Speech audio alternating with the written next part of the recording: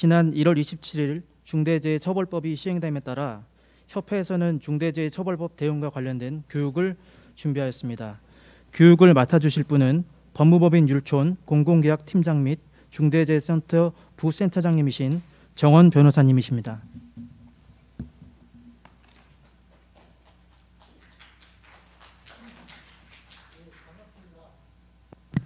네, 율촌의 정원 변호사라고 하고요. 제가 한 2시간 동안 중대재해처벌법의 이해와 핵심 쟁점에 대해서 말씀을 좀 드리도록 하겠습니다. 최근에 광주 하정 아이파크 추락 사고가 있었고요. 양주 채석장 붕괴 사고가 있었습니다. 그리고 여천에서 또 폭발 사고가 있었는데요. 중대재해 사고가 연일 끊이지 않게 발생을 하고 있고 관련 기업들의 이제 불안감은 극도로 높아지고 있는 상황인데요.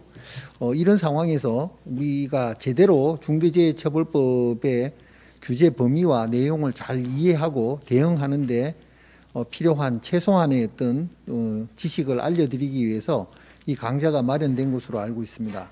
그럼 본 강의를 시작하도록 하겠습니다. 저희 나라에서는 1년에 대략 한 900명 정도의 근로자 사망 사고가 이루어지고 있고요. 그중에 50%가 넘는 부분이 건설 공사 현장에서 이루어지고 있습니다.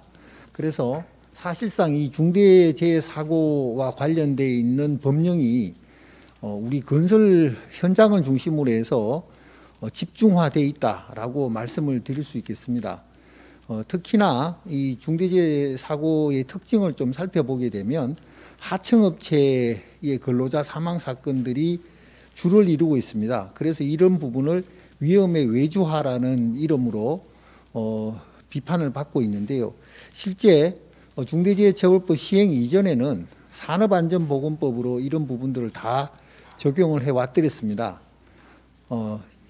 고 김용균 씨 사망 사건을 계기로 해서 산업안전보건법도 2021년 1월 16일자로 전면 사실상 강화가 되었는데요. 그럼에도 불구하고 중대재해 사고가 끊이지 않자 정부에서는 중대재해처벌법을 제정하여 시행하고 있습니다. 그 시행 시기가 지난달 1월 27일인데요.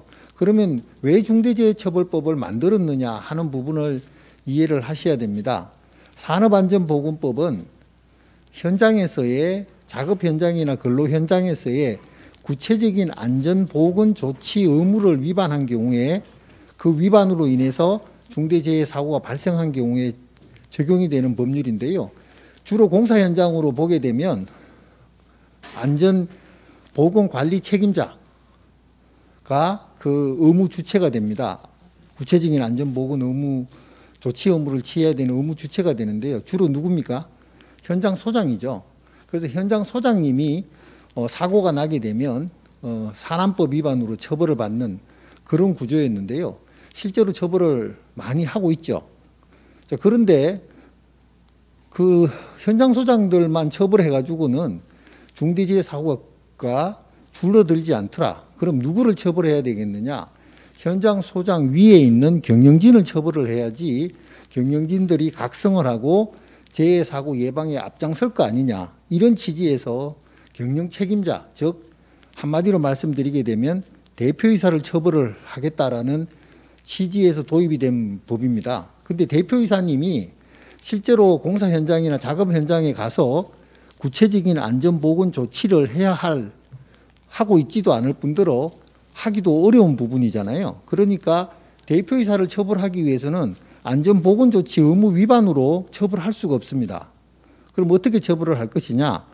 대표이사를 처벌하기 위해서는 대표이사가 구체적인 그 특정 작업 현장에서의 구체적인 안전보건조치 의무가 제대로 이루어지도록 그 관리, 감독, 지원할 의무를 부여를 하는 겁니다. 대표이사에게.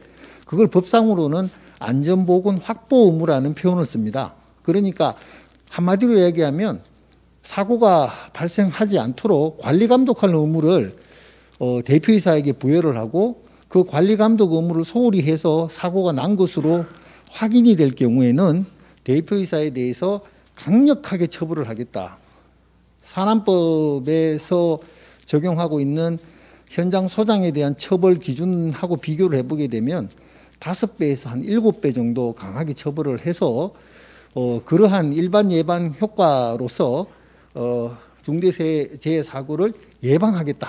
뭐 그런 취지로 만든 법인데요. 이 법이 이제 비판을 받거나 앞으로 적용관에도 여러 가지 이제 문제점을 일으킬 것은 명확하지가 않다는 겁니다. 자, 이런 법이 적용이 되기 위해서는 특히나 강한 형사처벌을 하기 위해서는 그 구성 요건이 명확하고 의무가 명확해야 되는데요. 이게 좀 불명확한 부분이 있다 보니까 이 시장에서는 혼란이 발생을 하게 되고, 그러면 어디까지, 그럼 대표이사가, 경영 책임자가 어디까지 구체적으로 어떤 의무를 해야 됩니까? 라고 물어보면 돌아오는 답이 시원찮습니다. 그냥 잘 하세요. 사고 안 나게 하시면 됩니다. 뭐 이 정도로 답변을 하게 된다라고 하게 되면 사고가 나게 되면 무조건 처벌받는 거 아니냐 하는 불안감이 있는 거죠. 그 불안감 때문에 많은 분들이 이제 고민하고 우려를 표하는 부분으로 이해를 하고 있습니다. 그런 내용들을 중심으로 해서 말씀을 좀 드리도록 하겠습니다. 산안법이 개정 시행되어 있는 부분에 대해서는 뭐 위험의 외주화라든지 도급인의 안전보건조치 의무 확대라든지 뭐 이런 부분에서 여러 가지 내용들을 규제를 하고 있는 거고요. 자, 근데 중대재해처벌법은 경영 책임자에 대한 처벌을 하겠다라는 부분인데, 이게 뭐 내용들은 대부분 아실 겁니다. 형사처벌을 경영 책임자에서 강화해서 하겠다라는 거고요. 그 다음에 그런 중대재해 사고가 난 경우에는 5배에 해당하는, 손해액의 5배에 해당하는 징벌적 손해배상까지 도입을 하겠다는 겁니다. 결국에는 중대재해처벌법은 기본적으로는 형사법안인데요. 근데 이게 단순히 형사처벌만 강화하겠다라는 문제에 끝나는 것일까? 그렇게 생각하지 않습니다. 이것은 사실상 종합적 대응 시스템을 구축을 해라라는 취지인 거고요. 아마 이 중대재해처벌법의 시행과 맞물려서 산업구조의 재편을 낳게 될 겁니다. 관련 경제신문을 보시게 되게 되면 중대재해 사고와 연관해서 여러 가지 이제 이걸 근본적으로 피하기 위한 부분들이 있겠죠. 뭐가 있겠습니까?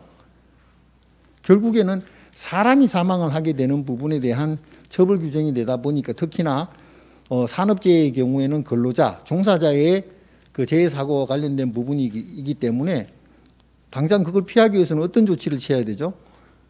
위험한 작업에 사람을 투입을 안 하는 방향으로 가야 되겠죠. 결국에는 스마트 건설 뭐 관리 뭐 이런 부분에서 결국에는 로봇이나 시스템으로 위험 작업을 대체하는 그런 부분으로 갈 거고요. 탈현장화 현상이 생길 겁니다.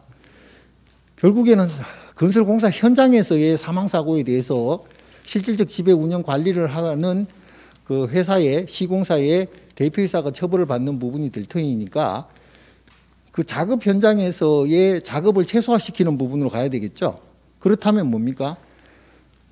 다른 곳에서 해당 업자들에게 자기네 공장에서 만들어서 만든 것을 와서 그냥 갖다가 붙이는, 뭐 조립을 한다라든지 그냥 갖다가 놓아서 설치를 한다든지 이 정도로 현장에서 작업을 최소화하는 방법으로 진행이 될 겁니다. 이런 식으로 산업구조는 재편이 될 것이고요. 나아가서 결국에는 사망사고나 이런 부분들은 하청업체들에서 많이 이루어지지 않겠습니까? 실제로 그렇거든요. 그 통계를 보게 되면 건설 현장의 경우에는 거의 90% 이상이 하청업체 사망사고입니다. 하청업체의 근로자 사망사고인데, 결국에 이 중대재해처벌법을 통해서 요구하고 있는 부분 중에 대표적인 것이 적격수급인 선정입니다. 하청업체를 선정을 할 때부터 잘 선정해라라는 건데요. 그 잘 선정의 기준이 뭐냐면 안전보건 역량을 가지고 있는 업체를 선정해라는 겁니다. 그 안전보건을 소홀히 하는 업체를 선정을 했다라고 하면 그 선정 자체로부터 당신은 책임집니다 라는 부분이 워닝이 들어가 있기 때문에 사실상 적격수급인 선정을 하기 위해서 어느 정도 안전보건 관리 체계를 갖추고 안전보건 역량을 갖춘 하청업체, 협력사를 선정하는 그런 구도로 나가게 될 거죠. 그 얘기는 뭡니까? 그렇지 못하는 업체는 시장에서 도태가 될 수밖에 없다는 겁니다. 또 나아가서 여러분들이 이제 상시 근로자 50인 미만의 경우에는 2년의 유예가 있고 5인 미만의 업체의 경우에는 아예 적용이 안 됩니다. 중대재해처벌법은. 그렇게 하시니까 어떤 업체들이 그런, 우리 건설사들도 그런 문제들이 있는데, 야, 우리는 상시 근로자가 50인이 안 돼. 그러니까 금년에 걱정 안 해도 돼. 앞으로 2년 남았어. 2년 동안 무슨 일이 있을지도 몰라. 왜냐하면 이게 이 법의 문제점이 드러나서 개정이 될 수도 있어. 그래서 걱정을 안 하고 계시다가 갑자기 최근에 화들짝 놀라가지고 찾아오시는데 그게 뭡니까? 이 법은 건설업 공사와 관련해서는 상시 근로자 규모로 하는 것이 아니라 공사 금액 기준 50억 원 이상의 경우에는 바로 적용이 됩니다.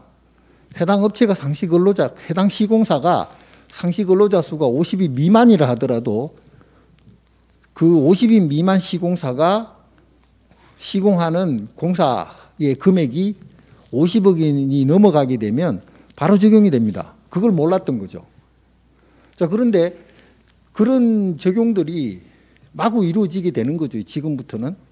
자, 그런 부분에 있어서 현재의 상황에서 안전보건 관리체계를 구축하고 이행 점검하고 관리상의 조치를 하라라는 중대재해처벌법의 내용을 제대로 기본적인 것을 수행을 하지 않는다라고 하게 되면 혹여 불행한 사고가 발생하게 되면 그냥 다이렉트리 그 경영 책임자가 처벌받고 회사가 공중분해되는 그런 결과에 직면하게 된다는 겁니다. 그렇기 때문에 지금으로서는 어쩔 수 없이 이 중대재해처벌법에 따르는 기본적인 내용을 숙지를 하고 최소한의 대비를 하시면서 사고 예방에 최선을 다할 수밖에 없다. 이 정도로 말씀을 드리겠습니다.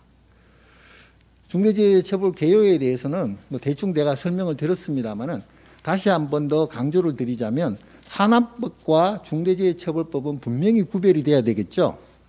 산안법에서 이야기하는 것은 아까도 말씀드렸지만 안전보건 조치 의무 위반으로 인한 중대재해 사고에 대한 처벌을 하겠다라는 것이고 사업장 단위로 이루어지고요. 그 다음에 형사처벌의 대상은 안전보건관리 책임자, 현장 소장이 된다라고 말씀을 드렸죠. 그리고 산안법의 특징적인 부분은 건설공사 발주자는 제외가 되어 있습니다. 그래서 사실상 산안법 적용 과정에서 건설공사 발주자들은 안심했던 거죠. 산안법 위반으로 처벌받는 사례가 없었던 거죠. 자, 그런데 중대재해처벌법으로 넘어옵니다. 중대재해처벌법은 구체적인 안전보건 조치가 제대로 이루어지도록 하는 관리감독 지원 의무라고 제가 말씀을 드렸고 그걸 용어로 이야기하면 안전보건 확보 의무라고 말씀을 드렸습니다.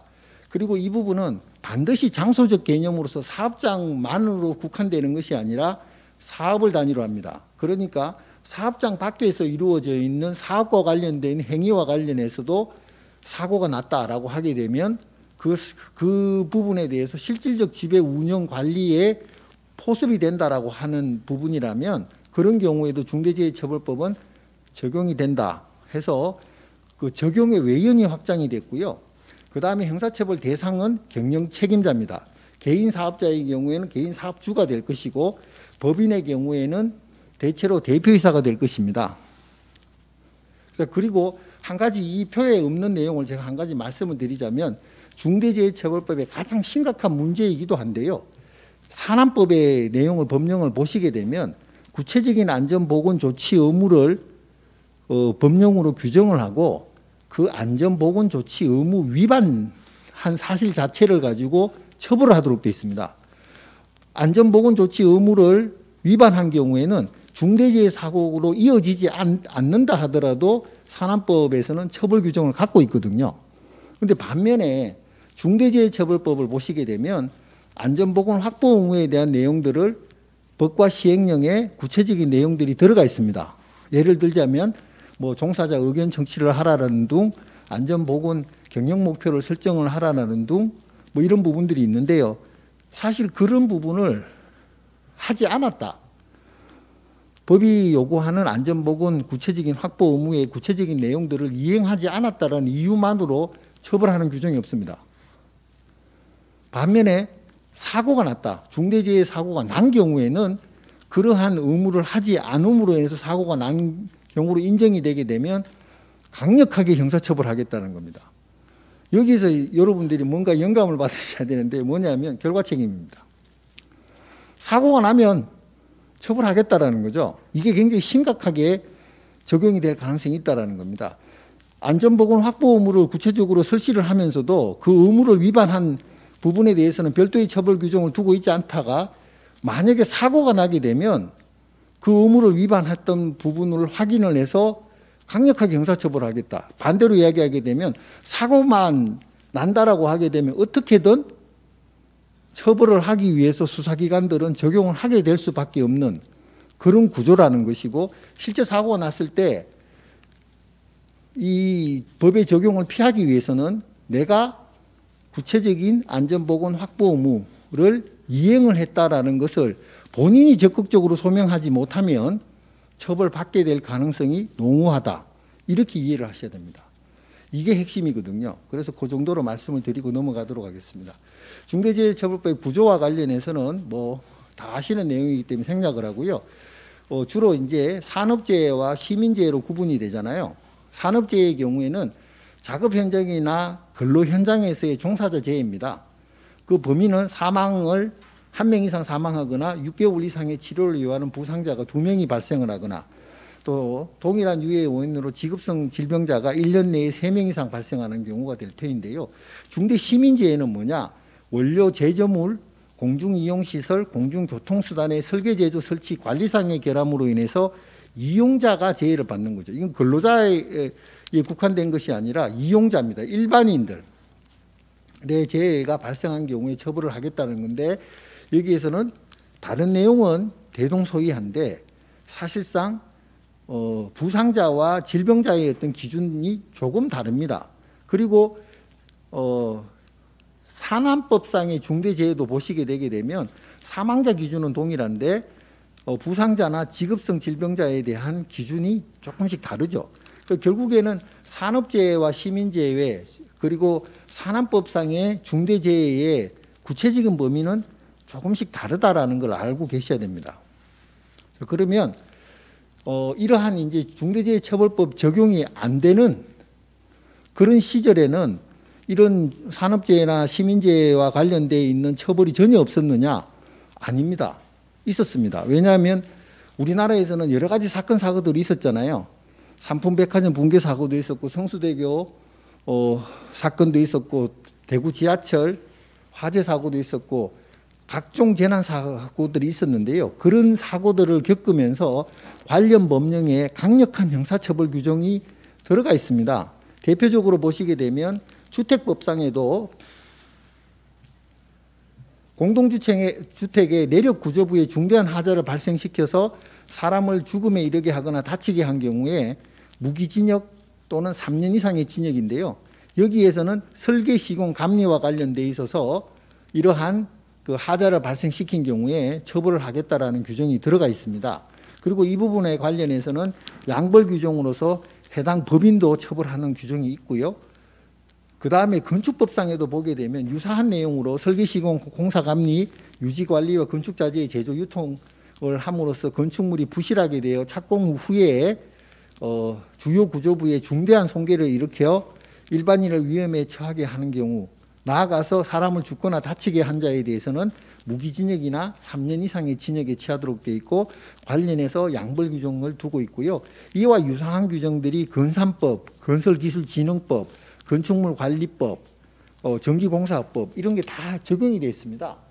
그렇기 때문에 이 시민재해, 중대재해, 산업재해 이런 부분에서 일정 부분에 대해서는 이런 법률에 의해서 형사처벌이 어찌 보면 중대재해처벌법에 나와 있는 형사처벌의 그 법정형보다 더 높은 형사처벌을 할 수 있는 기준들이 들어가 있는 건 사실이거든요. 자, 그런데 왜 그럼 중대재해처벌법이 들어오느냐? 한 가지죠. 경영 책임자를 처벌하기 위한 겁니다. 관리 감독 의무를 기준으로 해서 경영 책임자, 대표이사를 처벌을 하기 위해서 이런 법들 아무리 있어봤자 이런 법들에서는 대표이사 처벌 못 하더라. 대표이사들은 바빠서 난 모른다 그러더라. 그래서 이런 법들로서는 한계가 있기 때문에 대표이사를 다이렉트리 처벌하기 위해서 함으로써 중대재해 사고를 발생을 방지하겠다. 그런 취지에서 중대재해처벌법을 적용하고 있다라고 보시면 되고요. 혹여 중대재해처벌법이 적용이 안 되는 경우에 이런 법률의 적용이 당연히 되겠죠. 중대재해처벌법이 적용이 되는 경우에도 이 법의 이런 법률들의 적용 역시 됩니다. 광주 화정 아이파크 같은 경우에 향후에 어떤 법률로 처벌이 되는지를 한번 관심 있게 보실 필요가 있겠죠. 그 부분은 주택법도 적용이 될 수 있고요. 건축법도 적용이 될 수 있고요. 건산법도 적용이 될 수 있습니다. 그래서 광주 화정 아이파크 사건은 중대재해처벌법 시행 바로 직전에 이루어졌잖아요. 그렇기 때문에 중대재해처벌법으로는 처벌할 수가 없습니다. 대신에 건축법 위반, 건산법 위반, 주택법 위반 뭐 그 중에 하나를 적용할 건데 현재 아마 경찰에서는 건축법 위반을 아마 일단은 기본적으로 적용을 예정하고 있는 걸로 제가 듣고 있습니다. 그러니까 이런 부분인 거죠. 이런 부분에서 이 법률들의 체계를 한번 관심 있게 보실 필요가 있다. 이 정도로 말씀을 드리겠습니다. 지금부터는 구체적인 내용으로 들어가도록 하겠습니다. 안전보건 확보 의무의 주체는 누구냐? 경영 책임자다.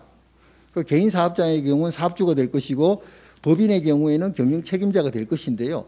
법의 워딩이 이상합니다. 한번 보시게 되면 사업을 대표 총괄하는 권한 책임이 있는 자, 이게 누굽니까? 대표이사죠. 그런데 또는 이에 준하여 안전보건에 관한 업무를 담당하는 자라고 되어 있습니다. 그러니까 지금 회사들이 고민을 하는 것이 야, 이거 대표이사만 무조건 특정되어 있는 거 아닌 것 같아요. 이것이 혹시 들어보셨겠지만 언론 보도를 통해 CSO 안전 담당 임원을 둬서 안전 담당 임원이 안전보건에 관한 업무를 하도록 하고 그렇게 하게 되면 이 CSO가 경영 책임자로 처벌받는 구조로 대표이사의 그 처벌 리스크를 해칭할 수 있는 거 아니냐, 피할 수 있는 거 아니냐 이런 생각들을 하시는 거죠. 이게 지금 정확하게 정리가 되어 있지 않은 상황인데요. 불가능한 것 같지는 않습니다. 그런데 문제는 뭐냐면 그 정도로 되려면 그 CSO에게 정권이 위임이 돼야 됩니다. 사업의 대표, 총괄하는 권한 책임과 관련되어 있는 그 유사한 책임, 그러니까 최종적인 의사결정 권한이 CSO에게 주어져야 되는 거죠. 그 정도면 대표이사급이죠. 그러니까 대표이사급에 해당하는 권한과 책임을 가지고 있는 CSO를 둘 경우에 그 CSO가 경영 책임자가 될 수 있다는 거죠. 그런데 어줍지 않은 CSO를 두고 경영 책임자가 CSO야 하게 되게 되면 받아들여지기가 어려울 겁니다. 그렇게 이해하시면 될 것 같고요. 여기에서 좀 주목해 볼 부분은 이 경영 책임자에 누가 포함이 되어 있냐면 제일 하단에 있는 중앙행정기관장, 지방자치단체장, 그 다음에 공공발주기관장이 포함이 되어 있습니다. 여기에서 이제 뭔가 스물스물 올라오는 것이 있는데요. 결국에는 뭐냐면 산안법과의 차이죠. 건설공사 발주자는 제외를 시켜놨는데 중대재해처벌법에서는 발주기관장이 중대재해처벌법상의 경영책임자에 해당할 수 있음을 이야기를 하고 있고요. 또 고용노동부 장관이 얼마 전에 그런 일이 있었죠. 한전 사장님한테 당신 이런 식으로 한전 발주 공사나 용역 관련해서 사망사고가 계속 나온다면 한전 사장님이 중대재해처벌법에 적용을 받아서 형사처벌을 받을 수 있습니다. 라고 경고를 합니다. 근데 실제로 한전에서 발주하는 공사나 용역 관련해서 1년에 한 40명 정도 이상의 사망사고가 계속 나고 있는 건 사실이거든요. 이렇게 되니까 공공발주기관들이 난리가 났습니다. 주로 건설공사를 발주하는 그 공공발주기관들이 중대재해처벌법의 적용 리스크를 인지를 하고 그에 대한 준비를 하고 있습니다. 대표적인 것이 LH, 도로공사, 철도공단 뭐 이런 데가 그리고 발전 기관들 있죠. 발전사들 이런 데들이 이제 목돈을 들여서 이제 안전관리 체계를 구축하고 이런 부분들을 발주자로서 하고 있다라는 부분이죠. 이런 부분들이 변화가 결국에는 그와 거래 관계를 맺게 되는 시공사들에게 미치게 되겠죠. 발주자들이 자기들의 리스크를 해칭을 하기 위해서는 어떻게 해야 됩니까?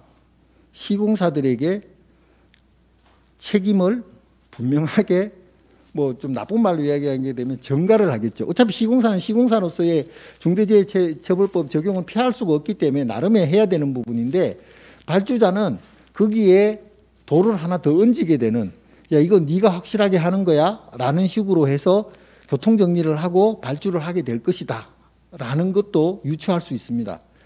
자, 그런 부분에서 이 안전보건 확보 의무의 주체가 누구냐에 대한 부분은 매우 중요한 부분이 되겠죠. 자, 그러면 안전보건 확보 의무의 내용에 대해서 한번 보도록 하겠습니다. 법에서는 4가지를 이야기를 하고 있죠. 안전보건 관리체계 구축 및 이행, 재해 발생 시 재해 방지 대책 수립 이행, 중앙행정기관, 지방자치단체가 명한 사항의 이행, 끝으로 안전보건 관계법령상 의무 이행에 필요한 관리 4가지인데요. 이 4가지 중에 중간에 2가지 정도는 뭐 그렇게 뭐 복잡하거나 전혀 이해가 안 되는 부분은 아니겠죠. 근데 1번하고 4번의 경우에는 이게 뭐야? 안전보건 관리체계 구축 및 이행, 의무 이행에 필요한 관리. 그럼 이 내용이 있어야 될 거 아니냐? 이런 부분에서 그 내용에 대한 부분을 시행령에서 정리를 하고 있습니다. 그 관련 내용들은 조금 이따 살펴보도록 하고요. 형사처벌과 관련해서 관련 쟁점은 안전보건 조치 의무 위반으로서 산안법 위반 사항이 발생을 했다라고 했을 경우에 과연 그 사고와 관련돼 있어서 실질적 지배 운영 관리하는 경영 책임자가 누구냐를 찾겠죠. 그 경영 책임자가 누군가를 찾았다라고 하게 되면 그 다음으로는 그 경영 책임자가 안전보건 확보 의무를 제대로 이행했는지 여부를 살펴서 제대로 이행하지 않은 부분이 조금이라도 확인이 된다라고 하게 되면 중대재해처벌법을 적용을 하게 되는 그런 구조가 될 겁니다. 적용제어 유예에 대해서 말씀을 드렸기 때문에 생략을 하고요. 지금부터는 시행령의 분석에 들어가도록 하겠습니다. 시행령에서 법에서 시행령으로 위임되어 있는 부분은 4가지인데요. 첫 번째 직업성 질병의 범위. 아까 동일한 유해 원인으로서 직업성 질병이 발생을 해서 그 1년에 3명 이상의 발생을 하게 되면 그 역시 중대 산업재해에 해당한다라는 걸 보셨는데요. 거기서 이야기하는 직업성 질병이 뭐냐 이 부분을 구체적으로 시행령에서 정하고 있습니다. 두 번째 안전보건 확보 의무의 내용 중 아까 보셨던 1번과 4번의 구체적인 내용을 시행령에 위임이 되어 있고요. 또 세 번째는 중대재해 발생 시 경영 책임자 등이 이수하여야 하는 안전보건 교육 및 교육에 대한 부분하고 불이행 시 과태료 부과 기준에 대한 부분, 그리고 4번째는 중대재해 발생 사실의 공표와 관련된 내용을 시행령에 위임을 해놨습니다. 그럼 첫 번째 직업성 질병에 대해서 한번 보도록 하겠습니다. 24개 질병을 정리하고 있는데요. 질병명이 정확하게 다 기재가 되어 있습니다. 분류를 해보게 되면 각종 화학적 인자에 의한 급성 중독이 있고요. 그 다음에 관련된 질환이 있습니다. 그리고 근무 환경에서 야기된 질환이 있는데 여기에서 이제 문제가 되는 것은 직업성 암이라든지 근골격계, 내심혈관계 질환은 제외가 되어 있습니다. 사실 이 근골격계 질환이나 내심혈관계 질환이라고 하게 되면 과로나 스트레스, 피로에 의해서 누적돼서 나타나는 현상들인데요. 이런 부분까지 직업성 질병으로 하게 되게 되면 이 중대산업재해 외연이 어마무시하게 확장이 될 겁니다. 그런 부분에서 이런 것까지 포함하기는 좀 아닌 것 같다라는 취지에서 이런 부분은 제외가 됐고요. 이와 관련해서 노동자들 입장에서는 말도 안 된다. 이런 것이 핵심적인 직업성 질병인데 왜 이걸 빼냐라고 해서 막 소란스러운 부분이 있기는 있었죠. 뭐 그 정도로 이해하시면 될 것 같고요. 자, 그 다음에 안전보건관리체계 구축 및 이행에 관한 조치와 관련해서는 산업재해와 관련해서는 9개의 의무 규정을 시행령에서 두고 있는데 하나씩 간단하게만 살펴보도록 하겠습니다. 첫 번째는 안전보건 목표와 경영 방침을 설정해야 된다는 겁니다. 이게 뭐 대단한 건 아니죠. 안전보건 경영 목표하고 경영 방침을 설정을 하고 안 하고가 사고하고 직접적인 인과관계가 있다라고 이야기하기는 상당히 어렵겠죠. 그런데 그럼에도 불구하고 이걸 만드셔야 됩니다. 왜? 사고가 났을 경우에 역으로 올라온다 그랬잖아요. 사고가 났고 안전보건 조치가 제대로 안 이루어져서 사고가 났어요. 그렇게 되면 경영 책임자에게 너 법이 명하는 의무를 제대로 했어? 1번이 뭐야? 경영 목표 설정, 안전보건 목표, 경영 방침 설정 했어요, 안 했어요? 내놔봐. 없는데요. 라고 하게 되면 그러니까 확보 의무를 애초에 지킬 생각조차 안 했구만. 이렇게 될 거 아닙니까? 그렇기 때문에 어떤 식으로든지 안전보건 목표와 경영 방침을 설정을 하셔야 된다. 그리고 이런 부분이 뭐 일부는 추상적일 수밖에 없겠지만 가능하면 구체적인 목표를 만드실 필요가 있죠. 수치화시키는 거. 뭐 예를 들자면 사망사고 제로 뭐 이런 것도 하나의 목표가 될 수 있고 그럴 것 같습니다. 다음으로 전담 조직을 설치를 해야 됩니다. 이 전담 조직이라는 것은 본사 차원에서의 전담 조직이죠. 각 사업장에서 두고 있는 안전보건관리 책임자, 안전관리자, 산업보건이 이거는 그 여기서 이야기하는 전담 조직이 아닙니다. 본사 차원에서 이 구체적 이 경영 책임자의 안전보건 확보 의무를 제대로 이행하기 위해서 만들어진 전담 조직이 있어야 된다는 건데 이 전담 조직을 의무적으로 설치해야 되는 대상은 상시 근로자 500명 이상의 기업이거나 시국 능력 상위 200위 이내의 건설 회사에 한해서 법상의 의무가 있는 거죠. 그러니까 법상의 의무가 있는 경우에 전담 조직을 무조건 설치를 해야 되고요. 그럼 전담 조직의 구성은 도대체 몇 명 이상을 해야 되는 거냐? 최소 2명 이상을 해야 되고 회사의 규모나 업무의 특성에 따라서 적정 숫자로 그 전담 조직이 꾸려져야 된다라는 입장인 것 같습니다. 자, 그렇다면 법상 의무가 없는 데는 이 전담 조직을 두지 않고 아무런 어떤 그 담당자를 설정하지 않아도 될까요? 그건 조금 위험하겠죠. 그러니까 전담 조직의 설치가 법상의 의무가 없다 하더라도 대체로 어느 정도 규모 있는 회사들은 전담 조직을 만들고 있습니다. 그리고 그 전담 조직의 장을 주로 CSO로 이렇게 자리매김을 하고요. 그 CSO는 그럼 누구를 시켜야 되느냐? 두 가지 요건이 있겠죠. 특별한 자격 요건이 있는 건 없습니다. 무슨 그 라이센스가 있어야 된다 그런 건 아닌데 두 가지가 실질적인 요건 두 가지가 사실상 필요하겠죠. 첫 번째, 회사에서 파워가 있는 분이어야 되겠죠. 아무 파워가 없는 분을 만들어 놓게 되면 말도 안 들을 거 아닙니까? 그러니까 파워가 있어야 되고 두 번째는 뭐냐면 안전보건에 관한 소양이 있어야 되겠죠. 능력이 있어야 되고 관리 능력이 있어야 되겠죠. 이 두 가지를 같이 해야지 실질적인 이 관리를 할 수 있는 그런 전담 조직도 관리가 된다라고 평가를 할 수 있을 것 같습니다. 세 번째는 사업장 특성을 고려한 위해 위험 요인을 확인 개선 하는 절차를 마련하고 이행 사항을 점검해라는 건데요. 사실상 사업의 특성에 따라서 주로 위험하고 유해한 부분들이 다 있죠. 그런 부분에 대해서는 특별히 관리할 필요가 있다라는 겁니다. 그 관리라는 것은 그 위험 요인들을 갖다가 단기별로 이제 관리를 하고 그 개선을 하는 그런 절차를 마련을 하실 필요가 있고 뭐 당연히 시점과 관계없이 위해 위험 요인이 확인이 되게 되면 거기에 대한 적절한 조치를 취하는 부분들을 하셔야 됩니다. 네 번째로는 안전보건에 관한 인력, 시설, 장비를 이제 갖춰야 되고 적정 예산을 편성을 하고 용도에 맞게끔 해야 된다라는 건데요. 이게 이제 사실 어려운 거죠. 적정 예산이 얼마냐?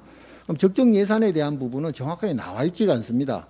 그렇게 되면 일반적으로 다른 어떤 규모, 일정 규모에 있는 부분에서 운영하고 있는 예산을 갖다가 이제 유추해서 볼 수밖에 없는 거죠. 예를 들자면 뭐 안전관리비라든지 산업안전보건관리비 뭐 그런 부분에 대한 포션을 가지고 봤을 때 그리고 그 부분에서 그 커버되지 않는 일정한 부분에 대한 추가적인 예산 이런 부분을 배치를 하는 뭐 그런 수밖에 없지 않을까 싶습니다. 그리고 이 적정 예산에 대한 것은 사전 평가가 없기 때문에 사고가 났을 경우에 적정 예산이 편성되어 있느냐에 대한 사후적인 평가입니다.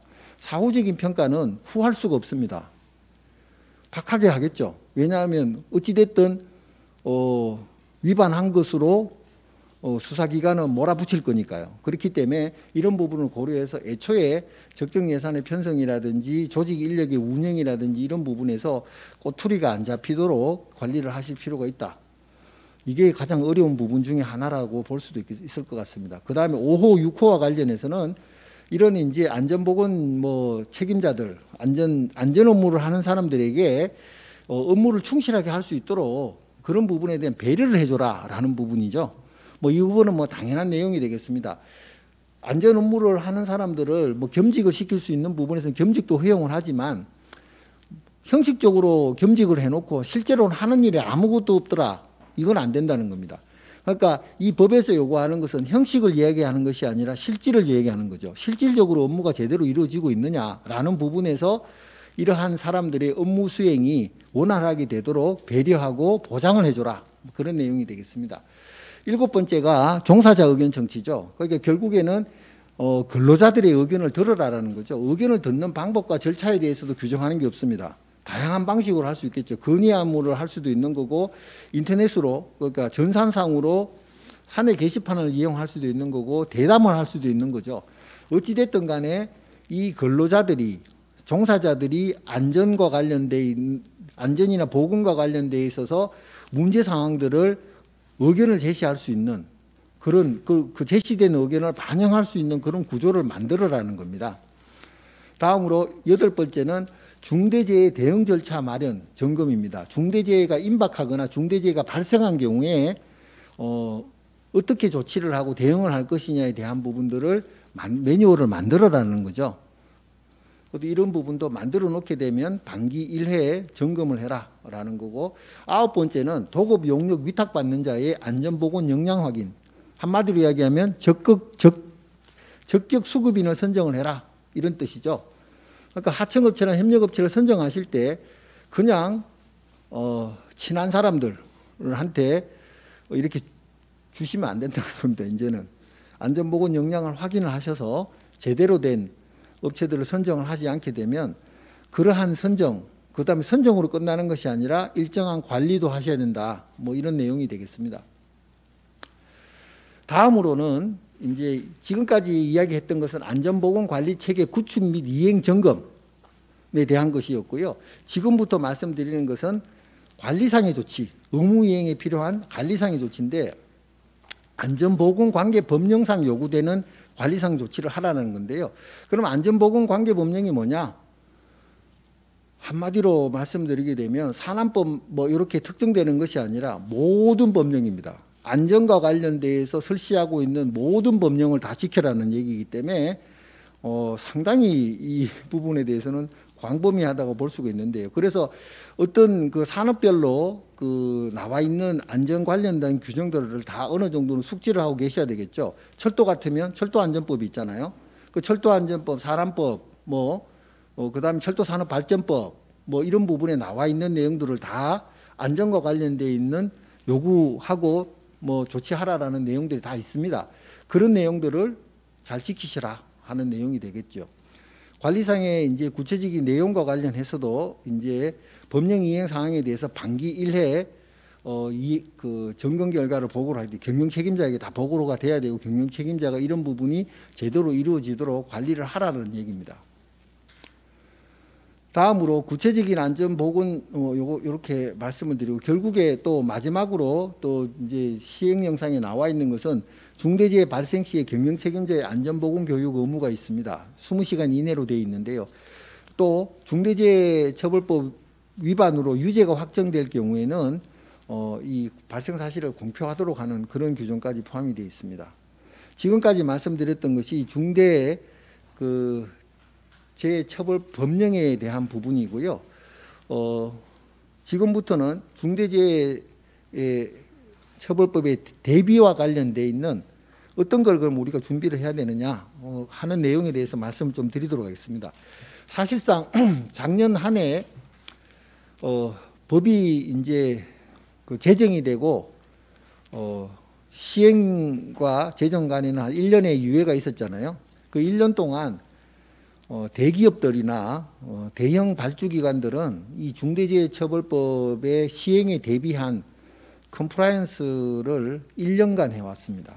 그래서 뭐 저희 대형 로펌들이 주로 그런 일을 맡아서 작년 한 해 동안 수많은 이제 그 회사들을 방문을 하고 또 기관들도 방문을 해서 이제 중대재해처벌법에 대비한 어떤 이제 시스템을 갖고 조직을 어떻게 운영할 것이며 그 다음에 관련 규정들을 어떤 걸 만들어야 되느냐라는 걸 다 저희가 해드렸는데요. 문제는 뭐냐면 이제 중소건설사들이나 이제 재정적인 여력이 없는 회사들 내지 50인 미만 사업장 뭐 이렇게 되다 보니까 우리 50인 미만 사업장에 이렇게 준비를 안 하고 있는 회사들이 상당히 있었죠. 근데 시행이 되면서 깨닫기 시작한 거잖아요. 이거 바로 적용이 되는구나. 이렇게 돼서 이제서야 이거를 준비를 하고자 하는 회사들이 꽤 많은 것 같습니다. 그래서 충분한 시간이 있을 때에 컴플라이언스 프로그램을 구축하는 거하고 이미 시행된 상황에서의 그 대비를 하는 부분은 상당히 방법과 이런 것이 완전히 바뀌어야 되겠죠. 그래서 최근에는 저희가 어떻게 하고 있냐면 이 중대재해처벌법에 따르는 부분에 대해서 저희가 아무것도 준비한 게 없어요. 이렇게 찾아오시는 건설사들에 대해서는 저희가 만들어 놓은 규정들을 표준 규정들을 드립니다. 이거는 원래는 예전에 다 연구해서 만든 거지만 일단은 그걸 드리고 그 회사에 맞게끔 회사 스스로가 그 부분에 대해서 수정을 하고 피드백을 하는 과정을 통해서 이런 이제 시스템을 구축하는 그 규정을 정비하는 시간을 최소화시켜 드리고 있습니다. 안 그렇게 되게 되면 이거를 뭐 회사 사정에 맞게끔 야 우리 어떻게 처음부터 만들어 보자라고 하게 되면 수개월이 걸릴 텐데 그 수개월 동안 사고 나면 방법이 없잖아요. 그래서 이제 그런 방식으로 하고 있다라는 거고 그러면 그 컴플라이언스 구조에 대해서 좀 말씀을 드리도록 하겠습니다. 사실상 이런 컴플라이언스를 하기 위해서는 원인과 대책에 대한 부분이 정확하게 나와야 되는데요. 사실 이거는 참고로 말씀을 드리는 겁니다. 중대재해 사고 발생 원인을 보게 되면 저는 세 가지로 분류를 하고 있습니다. 첫 번째는 이제 그 구체적인 사안별로 보게 되면 재근로자를 중심으로 한 부주의 요인들이 있을 겁니다. 재근로자가 부주의한 부분도 분명히 있을 수 있고 그 부주의가 주된 원인일 수도 있겠죠. 그 부주의가 주된 원인일 경우에 핵심적이고 전체적으로 이 부주의로 인해서 사고가 난 것이지 뭐 안전보건 조치 의무 위반하고는 무관한 거다라고 하게 되면 애초에 산안법 위반으로 그 처벌이 되지도 않을 뿐더러 현장 소장님이 그렇기 때문에 중대재해처벌법 적용 사안도 아닙니다. 그런데 재근로자가 부주의가 있기는 있었어요. 그런데 그 부주의에 플러스해서 안전보건 조치 의무가 위반이 있었던 안전보건 조치가 이루어지지 않은 부분하고 연계가 돼 있었던 거예요. 그것도 일부 요인으로서 작동을 한 거예요. 그럴 경우에는 적용이 됩니다. 이게 비율적으로 따져가지고 근로자 그 부주의 비율이 70%야. 안전보건 조치 의무가 그 제대로 안전보건 조치가 안 돼 있었던 부분이 30%야. 그렇기 때문에 70%가 센 거기 때문에 산안법 위반 중대재해처벌법 적용 안 되는 거야. 이게 아닙니다. 1%라도 그 원인 기여를 한 거고 원인으로 제공이 됐다라고 평가를 받게 된다라고 하게 되면 그냥 산안법 위반 적용되고 중대재해처벌법 적용됩니다. 그렇다 보니까 사실상 사고가 나게 되면 재근로자의 부주의라는 부분이 잘 다뤄지지가 않습니다. 이게 이제 이걸 어느 정도 조금 그래도 이게 굉장히 중요한 원인일 수도 있거든요. 이게 100%일 수도 있는데 그걸 갖다가 사실은 또 우리는 또 망자에 대한 예의를 갖추다 보니까 그런 부분에 대해서 잘 언급을 안 하게 되는 부분이어서 이런 부분이 사실상 명확하게 정리가 되지 않는다라는 부분이 있겠죠. 이런 부분을 가려내기 위해서라도 제대로 된 안전보건관리 시스템이 구축이 돼야 됩니다. 그 다음에 요인은 뭐냐면 기업의 탐욕이겠죠. 소위 이야기하는 비용 절감 차원에서 외주를 주고 부실 시공을 하면서 또 그 금액을 자기가 수주한 금액을 하도급 적정성을 하기 위해서 하청업체들 줘야 될 대금이 정상적이라면 60억인데 30억만 줬다. 이렇게 되게 되면 그 하청업체는 땅 파서 할 수가 없기 때문에 날림으로 할 수밖에 없고 안전보건 조치라는 것은 다른 나라 이야기가 되겠죠. 막 그런 식으로 이루어지는 것이 기업의 탐욕으로 인한 사고의 원인 제공이라고 할 수 있는데요. 이거를 척결하기 위한 것은 필요한 것이고 맞는 거죠. 근데 사실은 현재 지금 법령의 구조는 이런 기업의 탐욕, 모든 것이 기업의 탐욕이다라는 것을 추정하고 지금 만들어진 거예요. 그런 부분으로 이해하시면 되고요. 근데 이 요인들만 있는 게 아니죠. 뭐냐면 환경구조적인 요인이 있습니다. 비용 통제거든요. 애초에 발주 자체가 비용 통제로 이루어져서 나오게 되면 어쩌라는 거냐라는 거죠. 특히 우리나라 공공발주도 마찬가지죠. 공공발주가 그래도 민간발주보다는 훨 나은데 민간발주는 뭐 그런 것도 없잖아요. 뭐 룰도 없고 뭐 그런 건데 공공발주의 경우에도 비용 통제 구조를 가지고 있습니다. 예산을 박하게 주고요. 계약 예정 가격도 박하게 설정하고요. 그럼에도 불구하고 경쟁 입찰 부서 낙찰가 설정하고요. 그다음에 계약이 체결되더라도 이행 과정에서의 계약 금액 정액이나 이런 부분에 대해서는 굉장히 소극적으로 하고요. 그렇다 보니까 어떤 위험과 비용의 어떤 부분이 업체에게 전가가 되고 있잖아요. 그런 상황에서 지금 공사비도 안 나오는 판에 안전보건과 관련되어 있는 막대한 비용과 시간을 갖다가 시공사가 투입을 한다라고 하는 것은 회사 망하겠다는 거죠. 이런 부분이 있으니까 이건 환경구조적인 요인이라는 겁니다. 이런 부분들을 복합적으로 사실상 원인으로서 보고 이걸 해결하기 위한 제도 개선이 이루어져야 되는데 그 정도 수준의 어떤 법이나 제도가 만들어지는 건 아니더라는 겁니다. 그렇죠? 근데 이런 부분들은 앞으로 해야 될 과제겠죠. 지금 2월 달에 건설안전 그 특별법이 뭐 아마 국회를 통과할 가능성이 높다 그러는데요. 그 이제 건설안전 특별법의 경우에는 발주자, 시공사, 감리, 설계자의 의무를 갖다 구체적으로 다 적시를 하고 있고 발주자의 의무의 1번이 뭐냐면 충분한 공사 기간과 공사 비용을 보장해야 한다. 이게 들어가 있습니다. 굉장히 중요한 거죠. 그러니까 이런 부분들이 법령화되고 제도화되면서 시공사는 제대로 돈 받고 안전보건에 대한 역량을 갖춰가지고 비용 투입과 시간에 대한 배려를 받아서 안전한 이제 근로 환경, 작업 환경을 만드는 그런 구조가 돼야 된다는 거죠. 이걸 갖다가 이해를 하고 시스템을 구축을 해야 된다라는 거고요. 결국에는 안전은 돈이라는 거고요. 그래서 일단 기본적으로 이런 시스템을 구축하기 위해서는 경영 책임자의 업무 범위를 명확하게 해야 되는 건데 이건 달리 이야기하면 조직 운영을 어떻게 할 거냐는 겁니다. 전담 조직 둘 거냐, CSO 둘 거냐, CSO에게 어떤 권한을 줄 거냐 이런 부분이죠. 근데 사실은 이제 뭐냐 비판을 받는 부분은 대표이사가 자기 처벌을 피하기 위해서 CSO를 두는 거에만 이런 시스템 구축에 목표를 두고 있다면 실질적인 시스템 구축은 빼고 어떻게든 나는 피하자 이런 식으로 시스템을 구축하는 것에 대해서는 비판을 받아 마땅하고 이건 바람직한 것도 아닙니다. 일단은 누가 처벌을 받든 경영 책임자로 처벌을 받게 되면 회사는 사라진다고 봐야 됩니다. 왜? 회사 리스크가 너무 크거든요. 회사가 5배에 해당하는 민사 손해배상을 해야 될 분들은 50억 원에 최대 50억 원까지의 그 벌금을 내야 되고요. 그 다음에 건설 분야에서는 지금 그 국토부 장관이 밝혔다시피 건설업 등록 말소까지 시키겠다는 겁니다. 주택건설 사업자 등록 취소도 가능한 부분이고요. 아니면 영업 정지를 합니다. 그리고 그것이 공공계약 현장인 경우에는 입찰 참가 자격 제한 처분을 부과를 하도록 되어 있고 그 기준도 제재 기간도 지금 대폭 강화가 되고 있는 상황이기 때문에 사실상 중대재해처벌법 위반으로 산안법 위반, 중대재해처벌법 위반으로 처벌이 이제 이루어진다라고 하게 되면 회사의 어떤 부분은 처벌은 견딜 수 없는 거거든요. 회사가 살아남기 위해서라도 시스템을 구축을 해야 된다. 그런 측면에서의 아레나를 구축하는 것이 바람직하신 것이고 만약에 CSO에게 그 CSO를 경영 책임자로 하고자 한다 그러면 진짜 유능한 CSO를 영입을 하고 그에게 정권을 줘야 됩니다. 그런 식으로 이제 해야 되는 것이고요.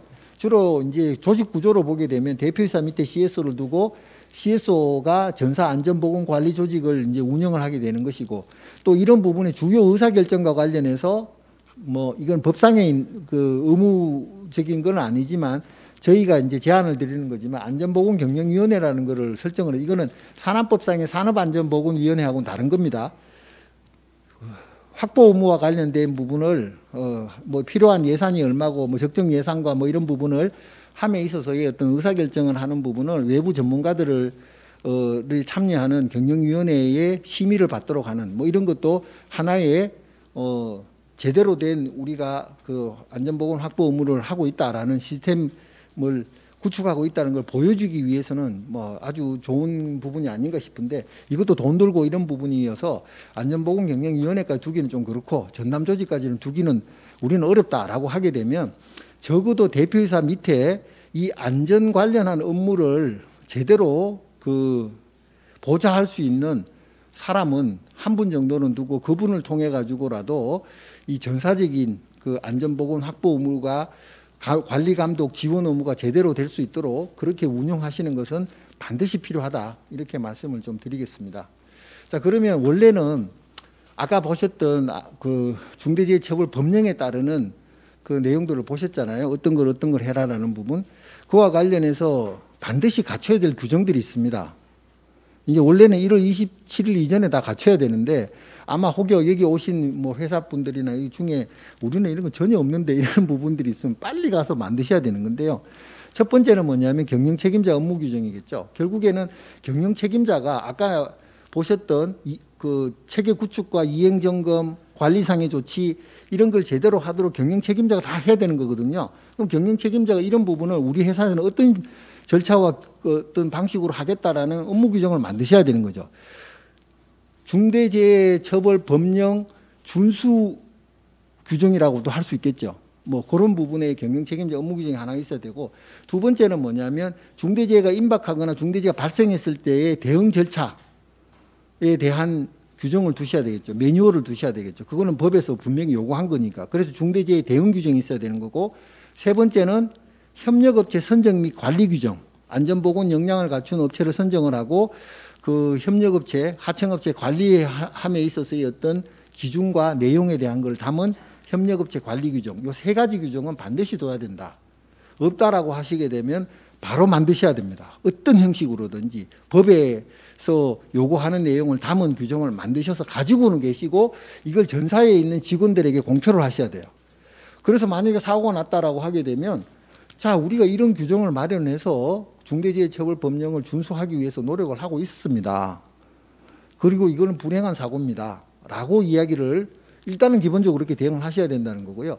그 다음에 이참에 안전보건관리 규정은 어차피 산안법이 적용이 되어 왔기 때문에 다 가지고 계실 텐데 이게 유명무실하게 되어 있거나 내용이 전혀 업데이트가 안 되어 있는 회사들이 너무너무 많더라고요. 그리고 아예 없는 회사들도 있습니다. 그러면 이번 기회에 산안법상의 규정들도 많이 바뀌었고 요구하는 수준들이 상당히 달라졌기 때문에 안전보건 관리 규정도 점검을 해서 개선을 하실 필요가 있다, 이렇게 말씀을 드릴 수 있겠습니다. 다른 내용들은 참고하시면 될 것 같고요.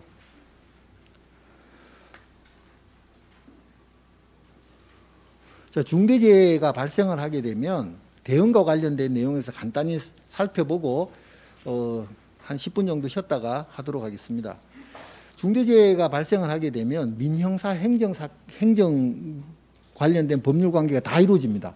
기본적으로는 형사사안이 먼저 출발이 되겠죠. 사망사고가 발생을 하게 되게 되면 현장을 보존을 하고 즉시 신고를 해야 될 의무가 있잖아요. 현장 보존을 하지 않거나 즉시 신고를 하지 않으면 그 자체로 형사처벌을 받습니다. 그거는 산안법의 규정이 나와 있는 건데요.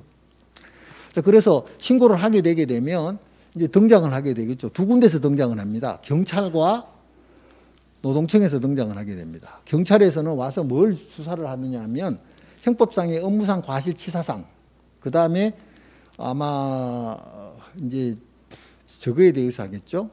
중대시민재해 뭐 이런 부분에 대해서 하게 될 거고, 그 다음에 이제 노동청에서 나오는 근로감독관들은 산안법 위반 중대산업재해 사건에 대해서 수사를 하게 될 겁니다. 그래서 양쪽에서 투트랙으로 수사를 합니다. 그러니까 양쪽으로 다 불려다녀야 돼요. 정신없습니다. 정신없습니다. 그리고 지금 뭐 최근에 보게 되면 현장 상태에 따라서 다소 차이가 있겠지만 바로 압수수색 나오고 또 뭐 사실관계 조금만 확인이 되면 구속영장 들어갑니다. 현재 다 그렇거든요.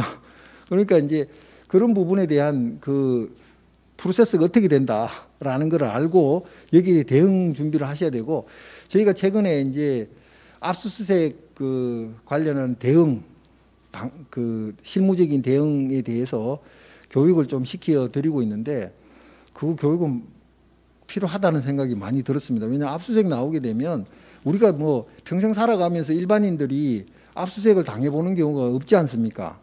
근데 압수수색 나오게 되면 거의 뭐 영장 딱 보여주면서 막 다 그냥 저거 하기 때문에 사람들이 그냥 당황하게 되고 모든 것을 자포자기하게 되는데 거기에 대해서 대응을 해야 되거든요. 정신 차리고 대응을 하고 준비를 해야 되는 부분이 있는데 그런 부분을 제대로 못하는 경우가 많아서 그런 교육이 필요하다는 말씀을 뒤에서 간단하게는 말씀드리겠습니다. 이제 그런 식으로 이제 수사가 이루어지게 되고요. 그 다음에 이제 민사적인 책임이 있겠죠. 피해자에 대한 손해배상. 산재 처리가 되는 건 산재 처리가 되고 산재로 커버되지 않는 부분에 대해서는 이제 손해배상을 해야 되는데 사고 나게 되면 일단은 유족들이나 피해자하고 합의를 빨리 진행을 하고 장례를 빨리 치르는 게 바로 좋죠. 향후 처리에도. 그 다음에 이제 행정제재가 있는데요. 시공사의 경우는 건산법에 따르는 등록 말소, 영업정지, 그 다음에 공공건설공사 하도급 참여 제한이라는 처분이 있을 수가 있고요. 이런 이제 건설 엔지니어링 사업자의 경우에는 건진법상의 등록 취소나 영업 정지가 있을 수 있고 건설기계 사업자의 경우에도 건설기계관리법상의 사업 정지가 있을 수 있고 그것이 이제 공공계약 현장인 경우에는 지방계약법령이나 국가계약법령에 따르는 부정당 제재가 있을 수 있습니다. 다만 이런 영업 정지나 부정당 제재와 관련해서는 2명 이상이 사망한 경우에 적용이 됩니다. 다행히. 근데 지금 또 이런 것도 이런 기준도 법령이 바뀌게 되겠죠. 그 다음에 이런 중대재해 사고 발생을 하게 되면 필연적으로 단 한 번의 예외 없이 문제가 드러나는 게 뭐냐면 불법 하도급입니다. 그런데 불법 하도급에 대해서는 그 자체로 또 처벌이 가능하게 되고 그 부정당 제재 처분이라든지 뭐 영업 정지라든지 이런 부분하고 연계가 될 수도 있기 때문에 유의를 하실 필요가 있는 거고 나아가서 부실 시공 문제가 또 부각이 될 수 있겠죠. 부실 시공에 따르는 또 부실 벌점 내지 그와 관련돼 있는 또 행정 제재라든지 처벌이 있을 수가 있게 됩니다. 뭐 이 정도로 말씀을 드리고 사건 진행 흐름을 보게 되면 일단은 압수수색과 관련해서 한 가지만 요지만 말씀드리겠습니다. 압수수색이 나오게 되면 압수수색 영장이라는 게 있습니다. 이게 굉장히 중요한데요. 실제로 수사기관이 어떤 혐의를 가지고 이 압수수색을 진행을 했느냐 하는 게 압수수색에 전제되는 범죄사실 규정란이 있습니다. 그 내용을 제대로 봐야 되는 거죠. 그렇게 되면 그것이 수사의 방향이 되는 것이고 수사가 지금 최소한 진행된 과정에서의 내용의 그 중간 결과물이거든요. 그러니까 그 내용을 보시고 향후에 우리가 뭘 이제 창안을 해서 제대로 대응을 해야 되겠다는 게 드러나게 되는 것이고 두 번째는 영장 압수수색의 범위에 대한 부분입니다. 판사님이 모든 걸 갖다 압수수색하라고 영장을 내주지를 않습니다. 포괄적 영장인 건 사실상 없거든요. 그러면 뭐냐면 어디에 있는 거 뭐 이렇게 해서 구체적으로 기재가 되어 있는데요. 압수수색을 나온 수사관들의 입장에서는 다 가져가고 싶습니다. 왜? 어디서 뭐가 나올지 모르니까. 그렇다라고 하게 되면 방어자와 이게 다 가져오자 하는 자의 만남에서는 방어자는 뭐냐? 압수수색 범위 목록에 있는 압수수색 대상으로 특정되어 있는 것만 가져가세요. 나머지는 건드리지 마세요. 라고 해서 사실상 그 부분에 대해서 대응을 하셔야 되는 거거든요. 그냥 압수영장 나왔으니까 다 가져가세요. 이렇게 하면 안 된다는 거고 또 가져갈 때는 압수수색으로 가져가는 걸 목록을 작성을 해서 줍니다. 그 목록을 빠짐없이 기재가 되어 있는지 확인을 하고 뭘 가져갔는지를 가고 나서 우리가 확인할 수 있도록 그 목록을 제대로 작성하고 받아야 됩니다. 그래야지 가져간 부분에 대해서 뭐가 있는 부분을 그게 뭐가 있더라라고 해서 뭐 그 변론 준비를 한다든지 대응을 준비할 수가 있잖아요. 그것이 압수수색 대응의 핵심이다라고 말씀드리고 자 이제 불려갑니다. 뭐 피의자든 뭐 참고인든 불려가게 되면 자 불려가서 하는 부분에 대해서는 개인들이 불려가고 하기 때문에 통제하기는 어렵습니다만은 기본적으로 아셔야 되는 게 사람들이 불안해지고 또 특히나 권한이 있는 자 기소 권한 내지 수사 권한이 있는 자들이 협박을 하거나 뭐 유도를 하게 되면 많이 넘어가거든요. 많이 넘어갑니다. 그리고 다른 사람한테 죄를 떠넘기는 그런 작업도 많이 하거든요. 근데 거기에 동조를 해주게 되게 되면 결국엔 그게 부메랑이 돼서 자기한테 돌아오기도 하고 회사는 사실상 사실이 아닌데도 불구하고 그 잘못된 진술에 근거해서 회사가 이제 공경에 빠지는 경우들이 많이 있습니다. 그렇기 때문에 이런 조사를 받아갔을 때는 실제 사실을 이야기를 해야 되는 거고요. 그 다음에 모르는 내용에 대해서는 모른다고 얘기를 해야 됩니다. 거기서 유도한다고 해서 그런 것 같습니다. 그렇죠. 라고 이야기할 필요가 없는 거거든요. 그리고 진술이 끝난 뒤에 내가 진술한 대로 기재가 되어 있는지를 정확하게 확인을 하고 수정을 요구를 해야 됩니다. 이 마지막에 거를 잘 못하는 경우들이 꽤 많거든요. 왜냐하면 거기 가서 수사받게 되면 몇 시간을 수사를 받고 이렇게 하게 되면 무안하기도 하고 막 그 자리에서 빨리 벗어나고 싶은 생각이 간절한데, 자, 끝났습니다. 읽어보시고 뭐 당신 이야기한 대로 적었으니까 뭐 특별하게 이상한 건 없을 거예요. 여기에 서명하고 간인 짓고가 나가세요. 이렇게 되면 아유 알겠습니다 하고 바로 서명하고 간인 짓고 나오는 경우들이 있는데, 그렇게 해서는 안 됩니다. 읽어보시게 되면요, 수사자는 어떻게든 아다르고 어다르다고 무조건 범죄 구성 요건에 부합하는 식으로 그걸 다 기재를 해놨습니다. 근데 내가 진술한 것은 그런 취지가 아닌데, 그런 반대 취지 내지 그게 이상하게 왜곡된 식으로 기재가 되어 있으면 수정을 요구를 해서 나는 정확하게 이런 의도로 이야기를 한 거고 이렇게 이야기했다라고 해서 수정을 요구를 해서 수정을 하고 나오셔야 된다. 그 정도로 말씀을 드리겠습니다. 그 중대재해처벌법 적용 기준 및 시점과 관련해서 그 좀 말씀을 좀 드리도록 하겠습니다. 상시 근로자 50인 미만인 A 건설사가 공사 금액 50억 원 이상의 건축 공사를 수행하는 경우 중대재해처벌법이 적용되는 시점이 언제냐에 대한 부분인데요. 사실 상시 근로자 50인 기준으로 하게 되게 되면, 미만이다라고 하게 되면 2024년부터 적용이 되는 것인데, 실제 부칙 조항에서는 건설업의 경우에는 공사 금액을 기준으로서 50억 원 이상이면 2022년 1월 27일부터 적용이 된다라는 입장입니다. 그래서 이 부분에 대해서는 2022년 1월 27일부터 적용이 된다, 이렇게 알고 계시면 될 것 같습니다. 두 번째로, 상시 근로자 50인 이상인 비정기공사업체가 분리 발주된 공사 금액, 정기공사 금액이겠죠, 50억 원 미만의 정기공사를 수행하는 경우 중대재해처벌법의 적용 시점은 이런 부분인데, 상시 근로자 50인 이상이기 때문에 당연히 2022년 1월 27일부터 적용이 된다라는 입장이 있을 수 있을 것이고요. 아니다, 이것은 건설업 공사 금액 50억 원 미만이기 때문에 2024년부터 적용이, 3년 유예를 받아서 2024년부터 적용이 된다라는 견해가 나눠질 수 있는데, 이 견해의 차이점은 뭐냐면, 이런 전기, 정보통신, 소방시설, 문화재 수리 공사를 건설업 공사로 볼 수 있느냐 아니냐에 대한 문제입니다. 왜 이런 문제가 생기냐면, 건산법상의 건설업의 어떤 기준으로 보게 되면 이런 그 공사들은 건설업에 해당하는 부분이 아니다라고 되어 있기 때문에 그런 건데요. 근데 반면에 산안법에서의 건설공사의 기준을 보게 되면 이러한 전기공사, 정보통신공사도 건설공사에 포함되는 것으로 되어 있습니다. 그래서 이 건설업 공사의 범위를 어떻게 보느냐에 따라서 적용 시점이 달라지는데, 적어도 그 중대재해처벌법은 산안법을 전제로 하는 법이다라는 측면에서 본다라고 하면, 이런 전기공사, 정보통신공사 이런 유의 공사들도 건설공사, 즉 건설업 공사에 포함되는 것으로 보고, 공사 금액 기준으로 50억 원이 안 된다면 그 3년의 유예를 받는 것으로 그렇게 적용하고 해석하는 것이 가능하다는 의견입니다. 실제 그래서 이런 상황이 된다라고 하시게 되면 일단 기본적으로 3년의 유예를 받기 때문에 중대재해처벌법이 당장은 적용이 되지 않는다라는 입장을 취하시는 것이 바람직해 보입니다. 자, 대표이사가 경영 책임자에서 제외될 가능성, 이 부분이죠. 이와 관련해서는 아까도 말씀드렸듯이 CSO를 두게 되면 그 경영 책임에서 제외되는 거 아니냐라는 건데, 단순히 CSO를 둔다고 해서 되는 건 아니다고 말씀을 드렸죠. 여기에서 CSO가 경영 책임자가 되기 위해서는 대표이사에 준하는 사업을 대표 총괄 관리하고 최종 의사결정 권한, 안전에 관한 최종 의사결정 권한을 가지고 있어야 된다라고 말씀을 드렸습니다. 실제로 그렇기 때문에 그렇지 않은 이상은 대표이사가 여전히 경영 책임자가 될 거라는 거고요.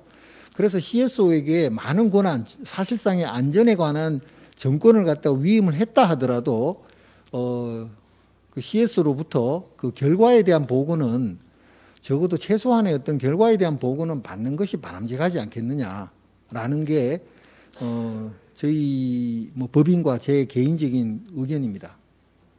그럼 실질적 지배 운영 관리의 의미가 상당히 이제 논란이 되고 있는데요. 중대재해처벌법이 적용이 되는 것은 두 가지죠.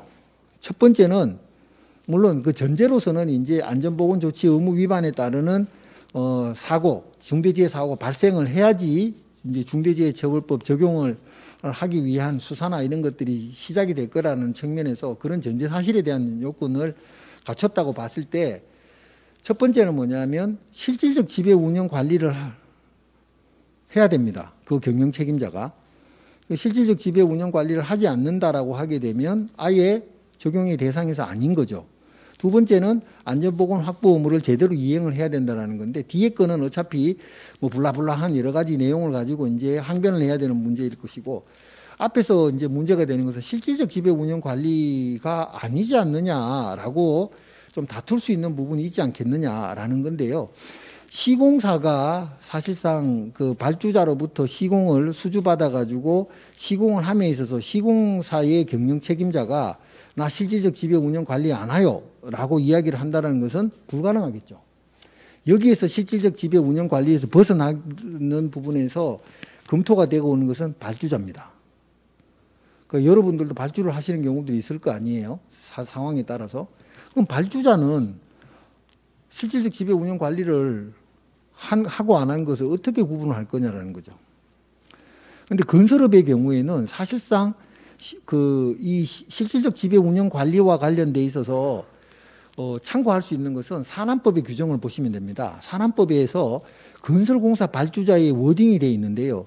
건설공사 발주자는 뭐냐면 시공을 주도해서 총괄 관리하지 않는 자입니다. 발주를 하긴 했는데 그 발주된 시공과 관련해서 시공을 주도하거나 거기에 대한 총괄 관리를 하지 않는 자, 시공을 총괄 관리하지 않으면 그거는 단순 건설공사 발주자에 불과한 거다라고 하고 있거든요. 결국에는 이 발주 그 실질적 지배 운영 관리와 관련해서도 그와 유사한 판단을 할 수밖에 없지 않겠느냐라는 생각입니다. 실제 고용노동부도 비슷한 생각을 하고 있는 것 같아요. 왜냐? 아니 건설공사 발주자는 애초에 산안법에 조치 의무도 없거니와 단순 주문자에 불과한 것으로 교통정리가 되어 있는데 갑자기 사고 났다고 해서 시공사를 처벌하면 됐지 발주자까지 올라와 가지고 이거 중대재해처벌법 적용하겠다라고 하는 것은 좀 이상한 거 아니냐라는 거죠. 그게 논리적입니다. 자, 그럼에도 불구하고 중대재해처벌법에서 시공을 주도해서 총괄 관리하지 않는다라는 그런 기준이 명시가 되어 있지 않습니다. 그냥 실질적 지배 운영 관리라만 되어 있어요. 그러니까 실질적 지배 운영 관리라는 표현 자체가 구체적인 사안에 따라서 재해 사고의 중대성이라든지 비난 가능성이 높은 상황에서는 이게 확장이 될 수가 있습니다. 그렇기 때문에 발주를 하시면서 실질적 지배 운영 관리를 하지 않는 것으로 확실하게 교통 정리를 하는 게 필요하겠죠. 그건 뭐냐면 시공에 관여하시면 안 됩니다.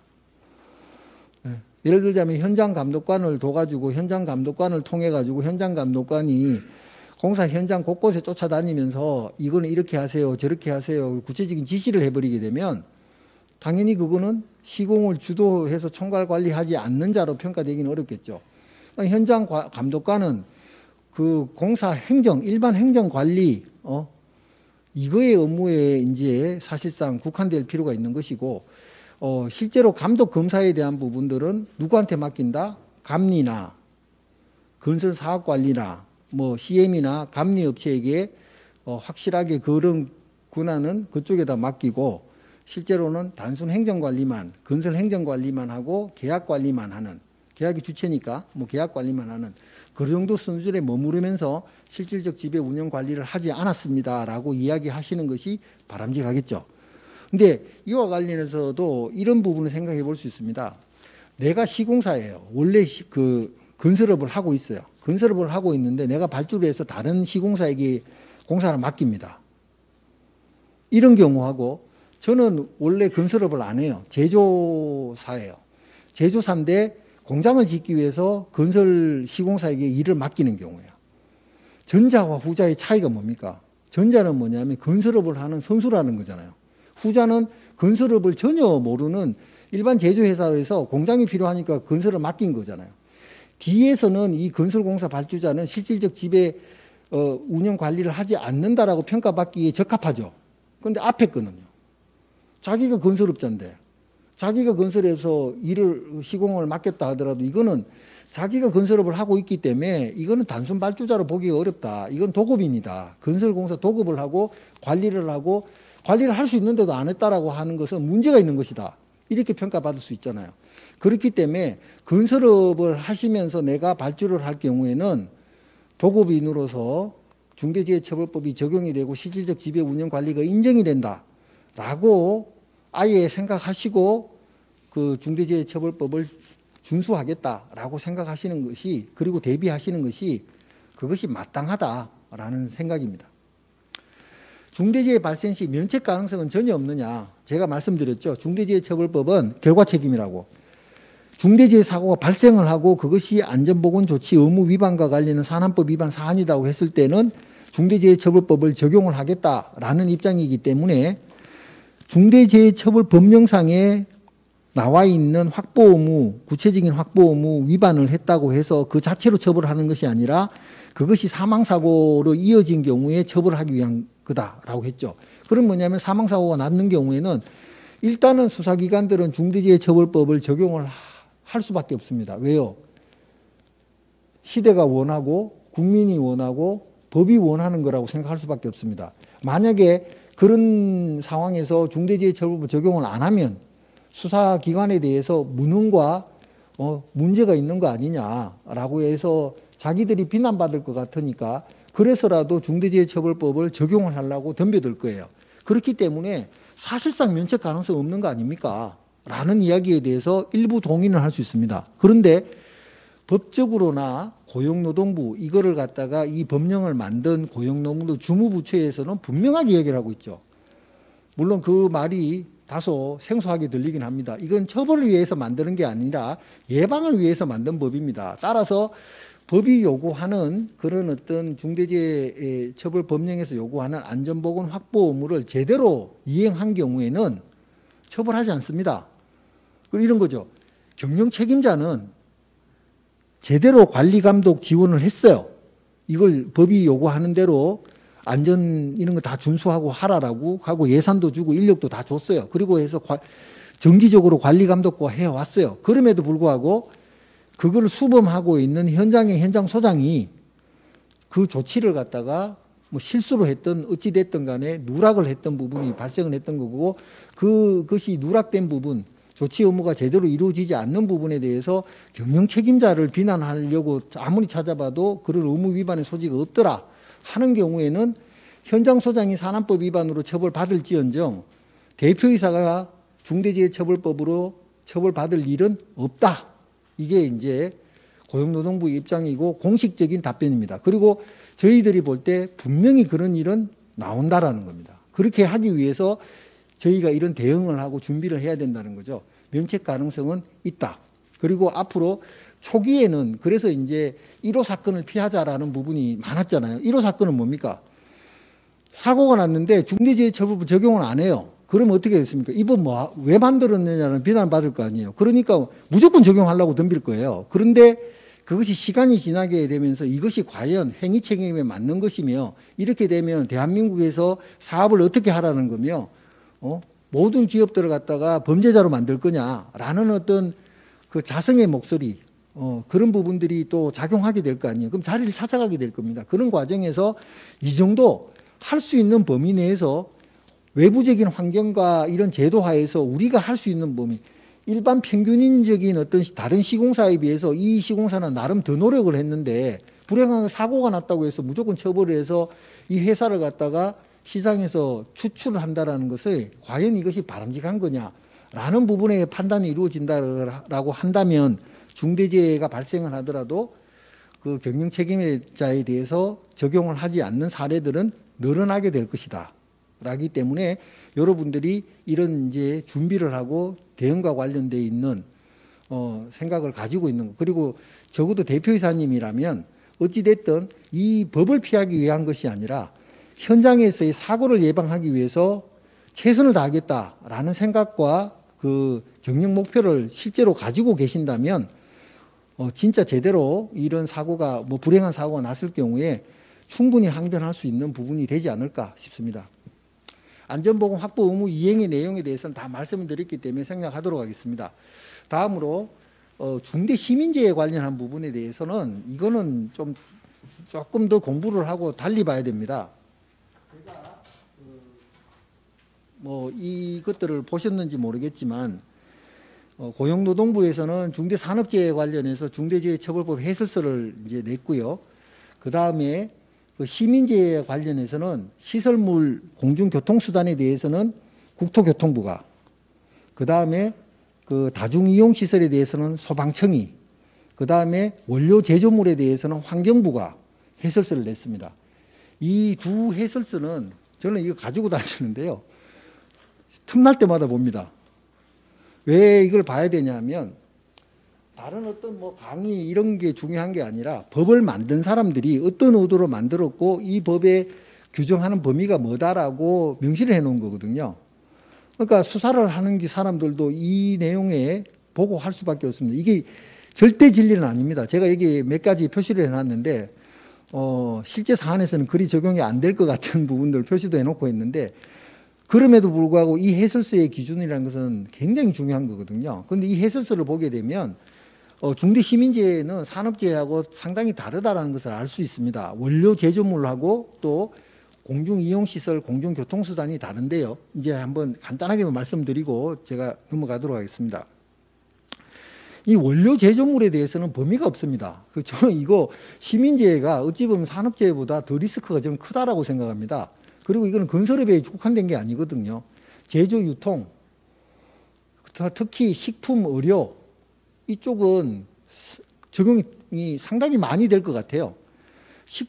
앞으로 식품과 관련해서 중대시민재해 사안들이 우리는 그냥 이게 식품위생법 위반으로 생각했던 것들이 중대시민재해, 중대재해처벌법상의 중대시민재해로 둔갑하게 되는 것들이 많을 겁니다.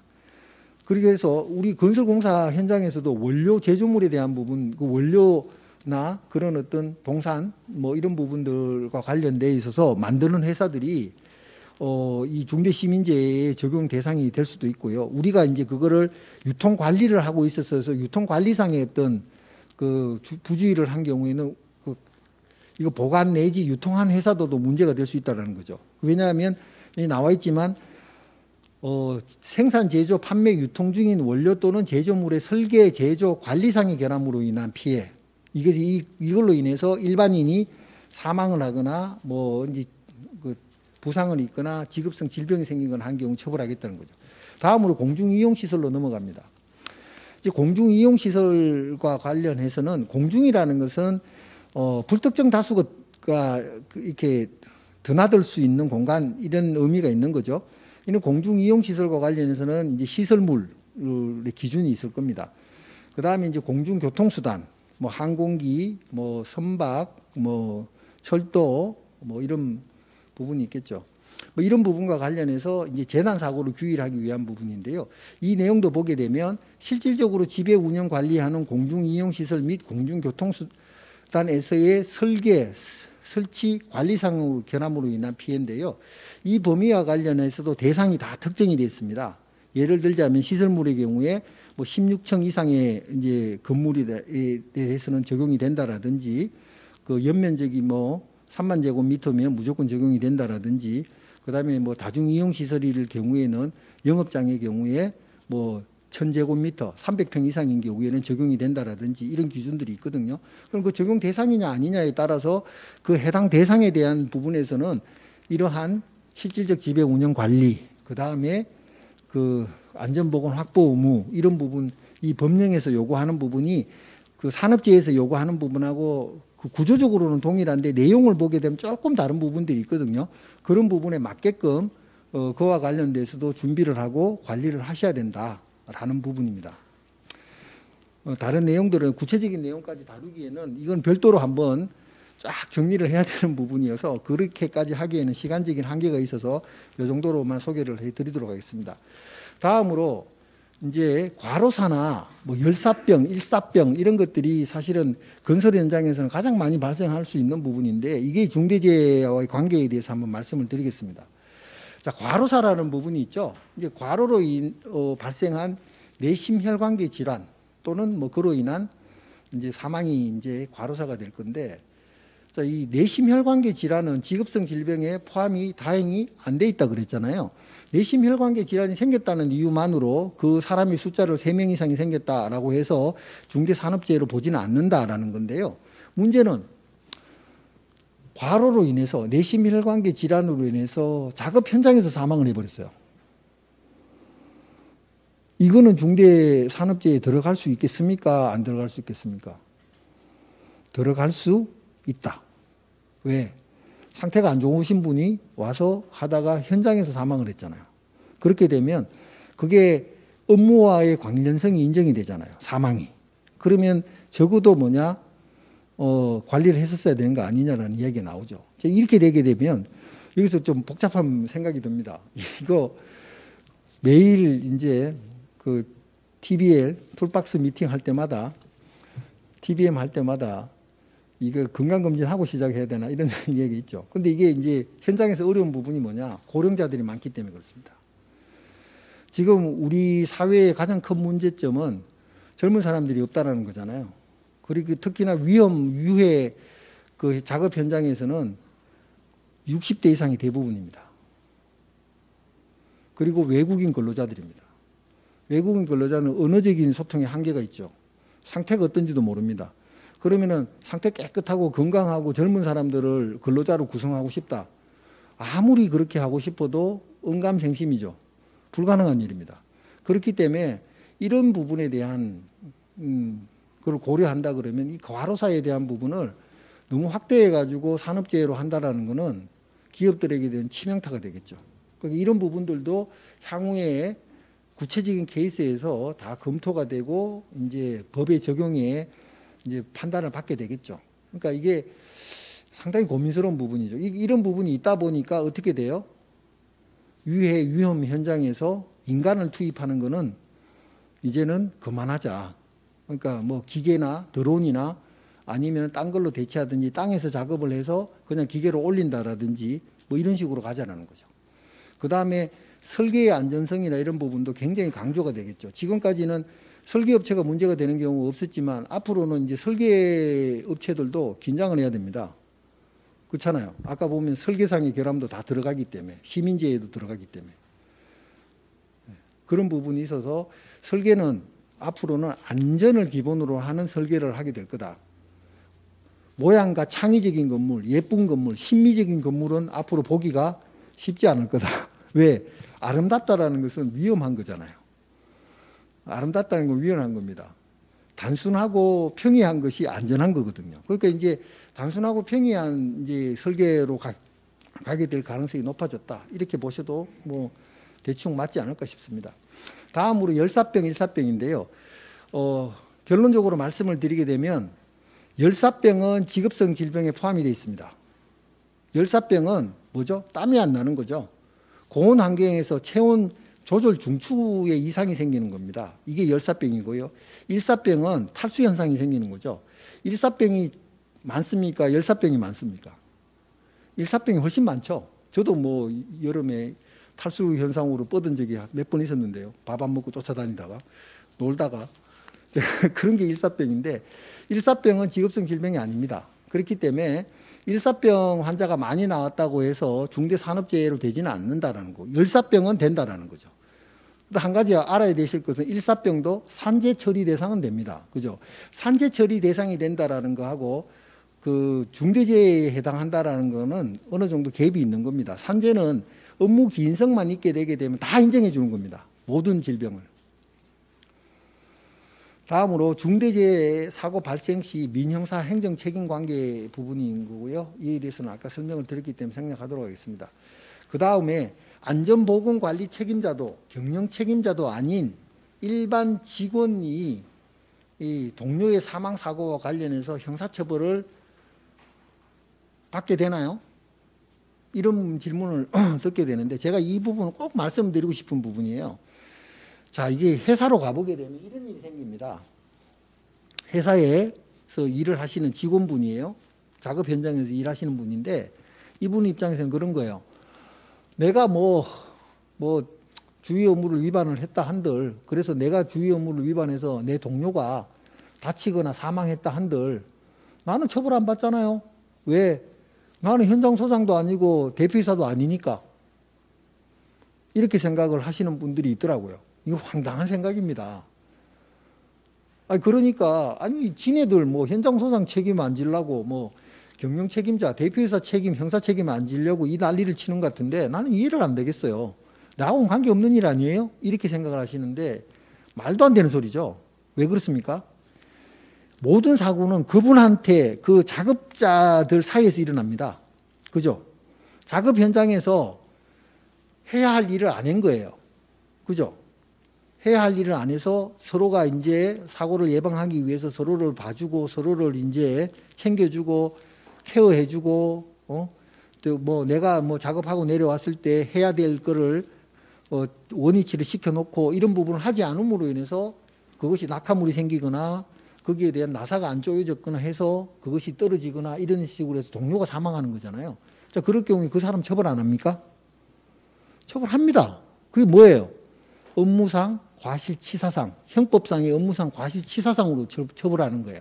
그러니까 어찌 보면 모든 산안법 위반 사안이나 중대재해처벌법 위반 사항은 형법상의 업무상 과실치사상에서부터 출발한다라고 해도 과언이 아닙니다. 실제로요, 그 사고가 난 경우에 처벌받는 걸 보게 되면 혹시 뭐 그 경험이 있으신 분들은 아시겠지만 안전보건관리 책임자 현장 소장은 현장 소장에는 직책에 있었기 때문에 산안법 위반으로 처벌을 받는 것이죠. 그리고 그분 역시 형법상 업무상 과실치사죄도 같이 적용이 됩니다. 왜? 현장 소장으로서 안전보건조치 의무, 업무상의 의무를 게을리했기 때문에 업무상 과실치사죄도 적용이 되는 거거든요. 그런데 그것을 더 강하게 처벌하는 그것이 건설 현장이었기 때문에 산업안전에 대한 부분에 의무를 더 공고히 해야 되는 의무의 주체라는 이유로 산안법 위반으로 더 강하게 처벌을 하는 거거든요. 그럼 뭐예요? 일반인 그 근로자도 동료와 관련해서 사망과 관련해서 자기의 주의 의무를 게을리 했다라고 하게 되면 그 자체로 업무상 과실치사죄로 처벌받습니다. 그것이 근거가 돼서 현장 소장이 처벌받고 대표이사가 처벌받아가지고 회사가 사라지는 거거든요.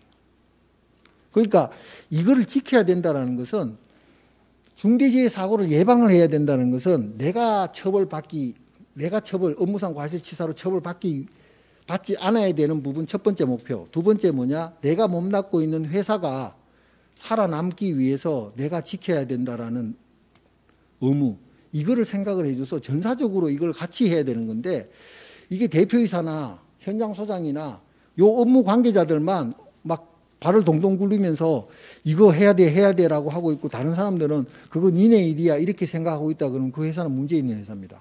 그래서 교육이 필요한 것이고 이런 부분을 정확하게 이해를 해야 된다는 거죠. 그래서 지금 제가 이제 분류를 하게 되면 업무 담당자는 일반 형법상의 업무상 과실치사로 처벌받게 됩니다. 5년 이하의 권고. 5년 이하의 권고가 작은 겁니까? 5년 징역살이 하는데 이것이 굉장히 이제 재질이 안 좋구나. 이런 부분 특히나 건설 현장이나 작업 현장에서 업무상 과실치사가 적용이 될 거는 향후에 이 선고형이나 실제 그 적용되는 형이 굉장히 높아질 겁니다. 이 자체로도 처벌이 굉장히 세게 할 거예요. 두 번째, 안전보건관리 책임자 현장 소장에 대해서는 7년 이하의 징역으로 가는 거예요. 그리고 양벌 규정으로서 회사가 처벌받습니다. 여기서부터 회사가 문제되기 시작하는 거예요. 이 산안법 위반으로 처벌받게 되게 되는 순간부터 행정제재하고 연계가 됩니다. 회사는. 사망사고 연루가 돼서 영업정지라든지 부정당 제재라든지 등록 말소라든지 등록 취소라든지 이런 거하고 연계가 됩니다. 사망사고, 산안법 위반. 여기서부터 회사 리스크가 엄청 커지는 거거든요. 근데 그게 뭐냐? 발단은 뭐냐면 업무 담당자의 업무상 과실치사로부터 출발한다라는 거예요. 그리고 현장 소장이 문제가 되게 되면 또 타고 올라갑니다. 대표이사까지. 경영 책임자의 중대재해처벌 위반으로 가는 거죠. 1년 이상의 징역입니다. 7년 이하의 징역짜리가 1년 이상의 유기징역으로 가면 25년까지 때릴 수 있습니다. 유기징역이 25년까지 때릴 수 있습니다. 완전히 그냥 뭐 사장님은 지구상에서 사라질 수 있습니다. 그렇죠? 그리고 양벌 규정이 또 50억 원까지 법인에 대해서 어마무시하게 부과가 될 수 있고 또 하나 이 사장님한테 1년 이상의 징역 또는 10억 원 이하의 벌금인데 이게 병가가 가능하다. 병가가 가능하다는 게 뭐예요? 징역도 때리고 벌금도 부과한다는 겁니다. 이거는 진짜 극악무도한 그 범죄자를 처벌할 때 이게 합니다. 대표적인 게 뭐냐면 뇌물수수. 공무원이 뇌물수수한 거는 천하의 나쁜 놈입니다. 그래서 공무원 뇌물수수 범죄에 대해서는 징역도 살리고 벌금형도 병가할 수 있도록 되어 있고 실제로 사안에서도 그렇게 합니다. 똑같이 적용하겠다는 거예요. 이거 뇌물수수하고 동일할 정도로 극악무도한 범죄로 보고 징역도 살리고 벌금도 부과를 해서 병가해서 부과할 수 있겠다는 거죠.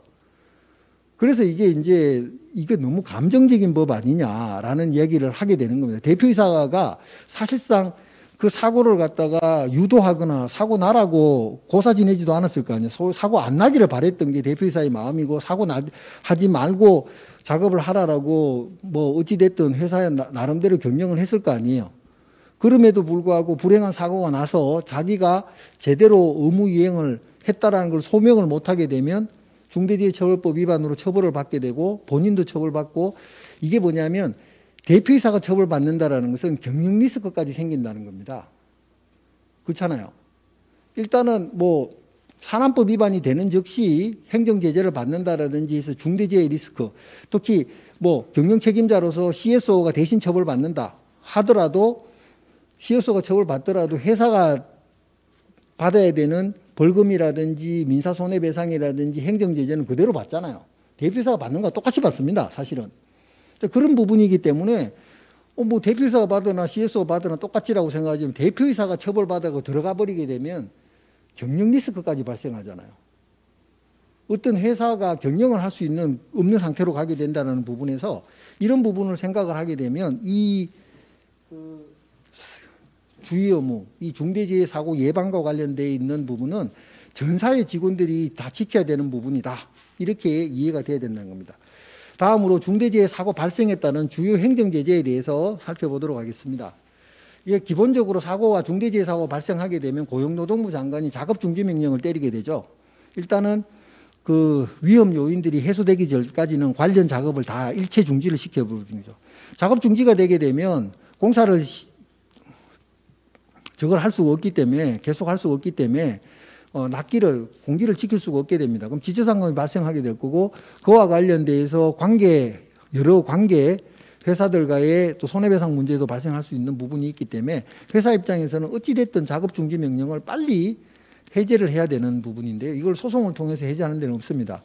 빨리 해서 그 고용노동부 장관이 작업중지 명령을 해제 조치를 하도록 그렇게 요구도 하고 준비를 해서 그 위험 요인을 빨리 해소를 해서 해제 신청을 해서 그 관련 절차를 밟아라 이런 부분이고요. 그 다음에 건산법상의 건설업 등록 말소 부분인데 고의나 과실로 건설공사를 부실하게 시공해서 시설물의 구조상의 주요 부분에 중대한 손괴를 일으켜 공중의 위험을 발생한 경우에는 건설업 등록 말소까지 할 수 있도록 되어 있고요. 그에 못 미치는 경우로서 근로자의 사망으로 이어진 경우에는 영업정지를 할 수 있도록 되어 있습니다. 이럴 경우에는 대체로 고용노동부 장관이 영업정지를 요청을 하게 되는데요. 2명 이상의 5명이 이하의 사망한 경우는 3개월이고요. 10명 이상 사망한 경우는 5개월입니다. 그러니까 적어도 최소 2명 이상은 사망을 해야지 적용이 된다는 거죠. 1명 사망한 경우. 그래서 사실은 중대재해 사고가 안 나야 좋겠지만 나게 됐을 경우는 사망자 숫자가 엄청 중요합니다. 그래도 1명 사망하셨다라고 하게 되면 일단은 영업정지나 부정당재해는 피할 수 있겠구나라는 안도감이 생기죠. 왜?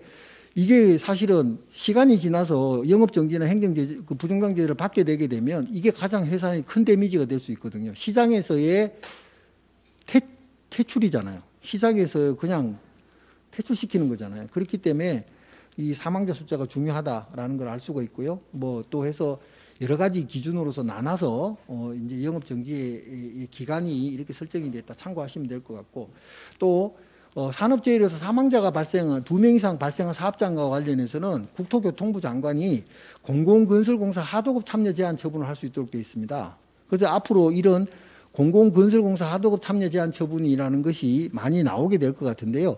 결국에는 공공발주와 관련해서 하청업체로도 못 들어가게 된다는 거죠. 그러니까 시장 진입을 막아버리겠다. 이런 부분이어서 민간과 관련해서는 통제를 할 수가 없죠. 왜냐하면 사적 자치가 있는 거고 사유재산의 침해가 되기 때문에 영업의 자유나 이런 부분에 근본적인 침해가 되기 때문에 당사자가 뭐 자기들이 하고 싶어서 하는 걸 갖다 막을 수는 없기 때문에 그런 건데 공공발주와 관련해서는 하도급 참여 제한도 할 수 있도록 되어 있습니다. 다음으로 건설 엔지니어링 사업자의 경우에는 등록 취소를 할 수 있도록 되어 있는데요. 이 부분도 아까 건산법상의 등록 말소 기준하고 거의 동일하게 되어 있죠. 그리고 그에 못 미치는 경우라 하더라도 건진법상의 다양한 경우를 나눠서 영업정지 또는 과징금을 부과하도록 그렇게 되어 있습니다. 그리고 건진법의 내용을 보시게 되게 되면 상당히 이제 그 재산상 피해와 관련된 부분도 영업정지나 과징금을 부과할 수 있도록 되어 있는 부분이 있음을 확인할 수 있습니다. 그 다음에 건설기계관리법상에도 사업정지 및 등록 취소 규정을 두고 있죠. 건설기계 안전기준에 적합하지 아니하는 건설기계를 대여하여 산안법상의 중대재해가 발생한 경우에는 1차에서는 사업정지 30일, 2차에서는 90일, 3차 이상의 경우는 등록 취소를 하도록 되어 있습니다. 그리고 주택건설 사업자의 경우에도 그 고의과실로 공사를 잘못 시공해서 인명의 피해가 건축물의 일부 또는 전부가 붕괴되거나 그로 인해서 인명의 피해가 발생한 경우에는 주택건설 사업자 등록을 말소하도록 되어 있고요. 또 그것이 공공계약과 관련해서는 또 동시 사망한 근로자 수가 2명 이상인 경우에는 1년 부정당 제재를 할 수 있도록 됩니다. 이게 2021년도 7월 6일자로 개정을 해서 제재 기간을 2배로 올린 겁니다. 원래는 2명 사망하게 되면 6개월 제재를 하도록 되어 있었던 것을 더블로 올린 거죠. 그 다음에 안전대책 소홀히해서 공중에게 생명 신체상의 위해를 가하거나 재산상의 위해를 가한 경우에도 1년 또는 6개월로 나눠서 하도록 되어 있고요. 유사한 규정이 지방계약법상에도 나와 있습니다. 다만 지방계약법은 아직까지 그 제재 기간을 강화하는 그런 개정이 아직 안 이루어져 있음을 확인할 수 있습니다. 동시 사망한 근로자가 2명인 경우에는 5개월 이상 또는 7개월 미만의 부정당 제재, 입찰 참가 자격 제한 처분 하도록 되어 있는데요. 조만간 개정을 해서 이 부분도 국가계약법령에 나와 있는 기준으로 맞추게 되지 않을까 싶습니다. 관계법령 개정 추진 현황에 대해서 말씀을 좀 드리자면 국토부가 건설안전 3법이라는 걸 이야기를 했죠. 그게 이제 첫 번째가 건축물관리법, 이제 광주 학동 사고를 해서 건축물 철거 현장과 관련되어 있는 부분에 대한 규제나 처벌을 강화하기 위한 건축물관리법이 개정이 됐습니다. 이미. 그다음에 지금 이제 국회에 올라가서 조만간 개정이 될 건산법 개정. 이건 불법 하도급 건절과 관련되어 있는 내용이고요. 그다음에 이제 건설안전특별법이 있습니다. 그래서 이 건설안전특별법에 대해서는 아까도 설명을 드렸다시피 1명 사망한 경우에도 영업정지가 가능하도록 되어 있고요.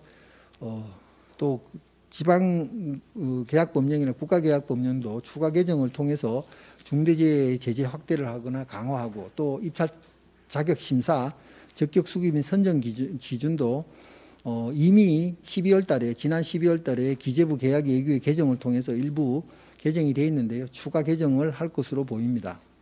그리고 개별 법령도 아마 개정이 되지 않을까 싶은데요. 예를 들자면 전기공사법에는 영업정지 규정이 없는데요. 그런 영업정지 규정을 도입을 하는 그런 법안들이 나오지 않을까 그렇게 생각하고 있습니다. 건설안전특별법과 중대재해처벌법의 관계에 대해서 말씀을 드리자면 그냥 핵심적인 부분 말씀을 드리겠습니다.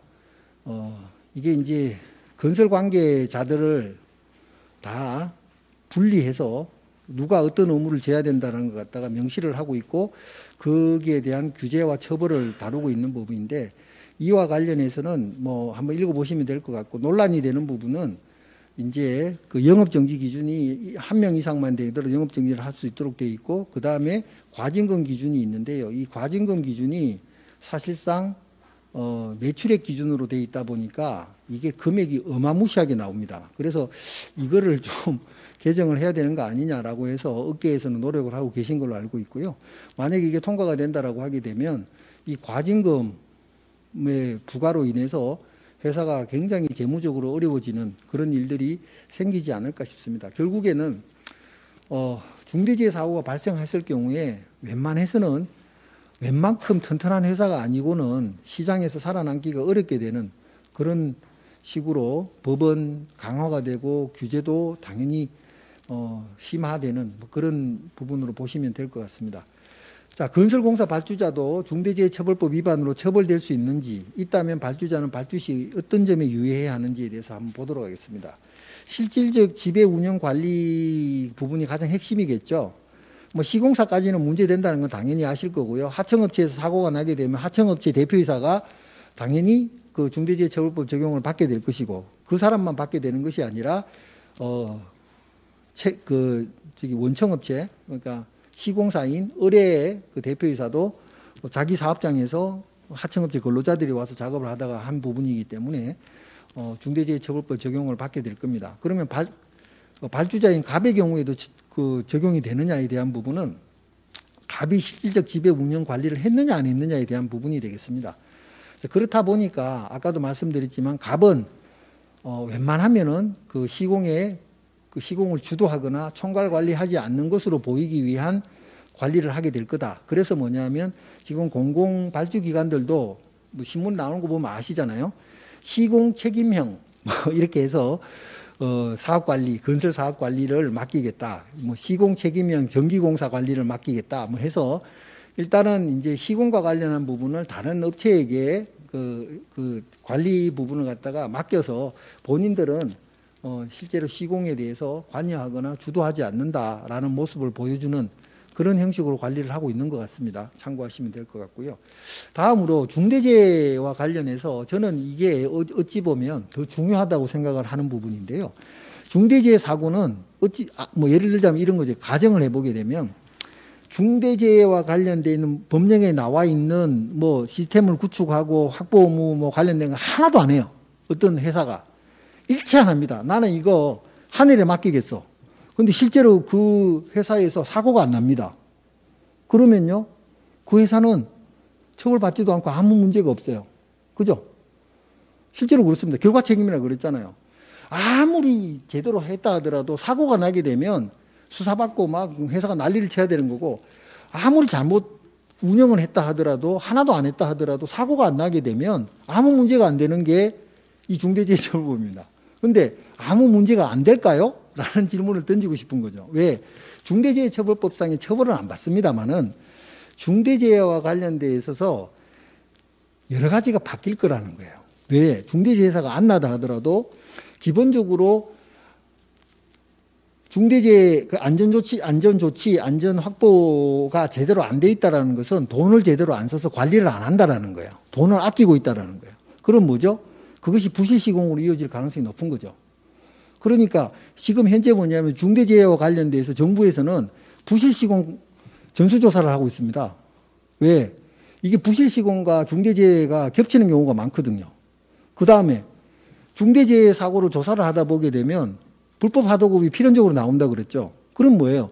불법 하도급에 대한 부분을 또 강화하고 관리를 강화합니다. 그렇잖아요. 이런 부분들이 있기 때문에 이 중대재해가 몰고 오는 건설계약의 주요 쟁점들이 있습니다. 첫 번째 부실시공이죠. 두 번째 앞으로는 기간 연장을 안 해준다고 해서 돌관 작업을 하는 부분들이 과거에 많았고 현재도 이루어지고 있잖아요. 근데 돌관 작업에 대해서 발주자가 돌관 작업 하세요 라고 이야기를 할 리는 만무합니다. 앞으로는. 왜? 돌관 작업을 승인을 하게 되면 돌관 작업에 따르는 추가 공사비를 부담을 해야 되는 부분도 있거니와 돌관 작업을 승인을 했다가 돌관 작업하다가 재해 사고가 나게 되면 발주자가 승인을 한 부분에서 발주자도 중대재해처벌법 위반으로 처벌받을 가능성이 있다고 보기 때문에 돌관 작업에 대해서 발주자가 승인을 할 리는 전혀 없을 거라는 거죠.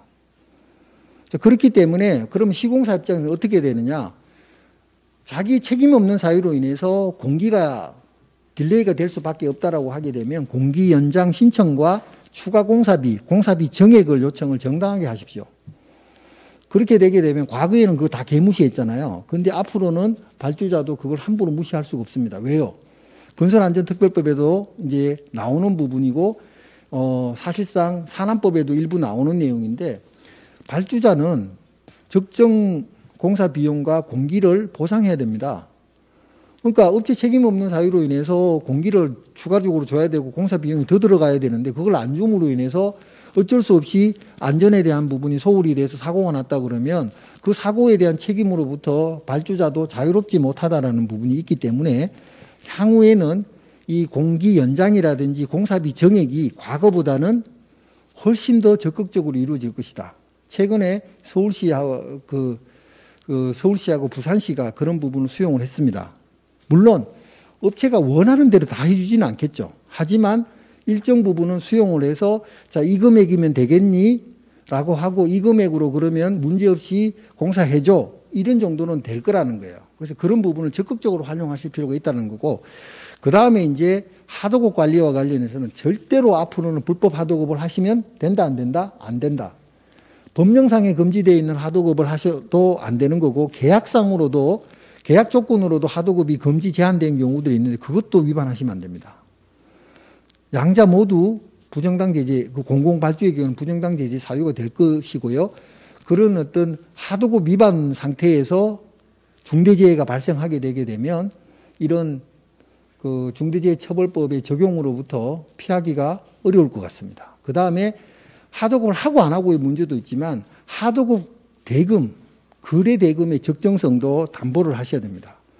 내가 받아가지고 예를 들어 100을 받아서 정상적으로 하청업체에게 60을 줘야 되는 구조인데 50, 40을 줬다라고 하게 되면 그와 관련돼서 사고가 났다라고 했을 경우에 이 중간에 있는 시공사 입장에서는 중대재해처벌법의 적용으로부터 당연히 자유롭지 않습니다. 그런 부분이겠죠. 마지막으로 공동계약의 문제인데요. 이 공동계약과 관련해서는 공동수급체 형성과 관련해서 유의를 하셔야 됩니다. 대표사가 되는 경우에는 대표사가 오야가 돼서 모든 걸 갖다가 사실상 주도를 하기 때문에 대표사의 책임이 그 중대재해가 났을 경우에 대표사 책임을 벗어나기는 저는 어렵다고 보는데요. 구성원사는 다릅니다. 구성원사는 해당 안전과 관련된 보건 업무와 관련해서 전혀 안 할 수도 있는 거고 거기에 참여하지도 않고 사실상 다른 업무만 하는 경우들이 제법 있는데 공동수급체라는 특히 공동이행 방식의 공동수급체라는 이름으로 같이 도매금으로 처벌을 받는 경우들이 생겼습니다. 금강노후관 사건에서 그런 일이 생겼는데요. 현장 소장은 당연히 대표사의 소속 직원이 현장 소장을 했을 거 아니에요. 근데 법원에서 이 논리를 어떻게 했냐 하면 이 현장 소장이라는 사람이 그 공사 현장에서는 그 대표사를 위해서만 일한 것이 아니라 공동수급체 구성원사 전체를 위해서 일했기 때문에 이 사람이 잘못한 부분으로 인해서 산안법 위반이 있었다라고 하게 되면 그 산안법 위반에 대한 책임은 구성원사도 져야 된다고 해서 구성원사도 산안법 위반으로 형사처벌을 한 사안이거든요. 그와 관련돼 있어서 행정제재도 당연히 제재 처분이 가능하다 이렇게 이제 나온 사안이라서 그런 어떤 그 판결례가 있는 상황에서 중대재해처벌법이 적용이 되게 되면 구성원사도 자기가 업무도 하지도 않았고 관여하지도 않았는데도 불구하고 현장 소장의 산안법 위반으로 문제가 돼서 대표사가 중대재해처벌법 위반으로 문제가 된다라고 하게 되면 구성원사도 부수적으로 자동으로 그냥 그 중대재해처벌법 위반으로 처벌될 가능성이 있습니다. 그렇기 때문에 공동수급체 구성원 그 공동수급체를 구성할 때 내부 관계에서 역할과 업무 분담을 분명히 하고 사고가 났을 경우에는 별도로 그 법률적인 대응을 확실하게 초기부터 하시는 것이 필요하다. 이 정도로 말씀을 드리겠습니다. 그 다음에 뭐 발주자 준비 유의 사항이라든지 시공사 준비 사항에 대해서는 지금 뭐 11시인데요. 한번 읽어보시면 제가 충분히 강의 시간에 말씀드렸던 내용들이 그 나름대로 그 조목조목 정리가 돼 있고 업무에 반영하고 참고하실 수 있는 내용이라서 도움이 되실 줄 확신합니다. 그래서 오늘 강의가 한 2시간 남짓 진행이 됐는데요. 모쪼록 여러 가지 어려운 상황에서 또 중대재해처벌법에 대비하고 대응을 하셔야 되는 회사들에게 조금이나마 도움이 되기를 바라고 혹시나 뭐 그 자문이 필요하시거나 혹시 사고를 당하시거나 그래서 전문가의 도움이 필요하다라고 하시면 연락 주시면 성심성의껏 도와드리도록 하겠습니다. 강의는 마치도록 하겠습니다.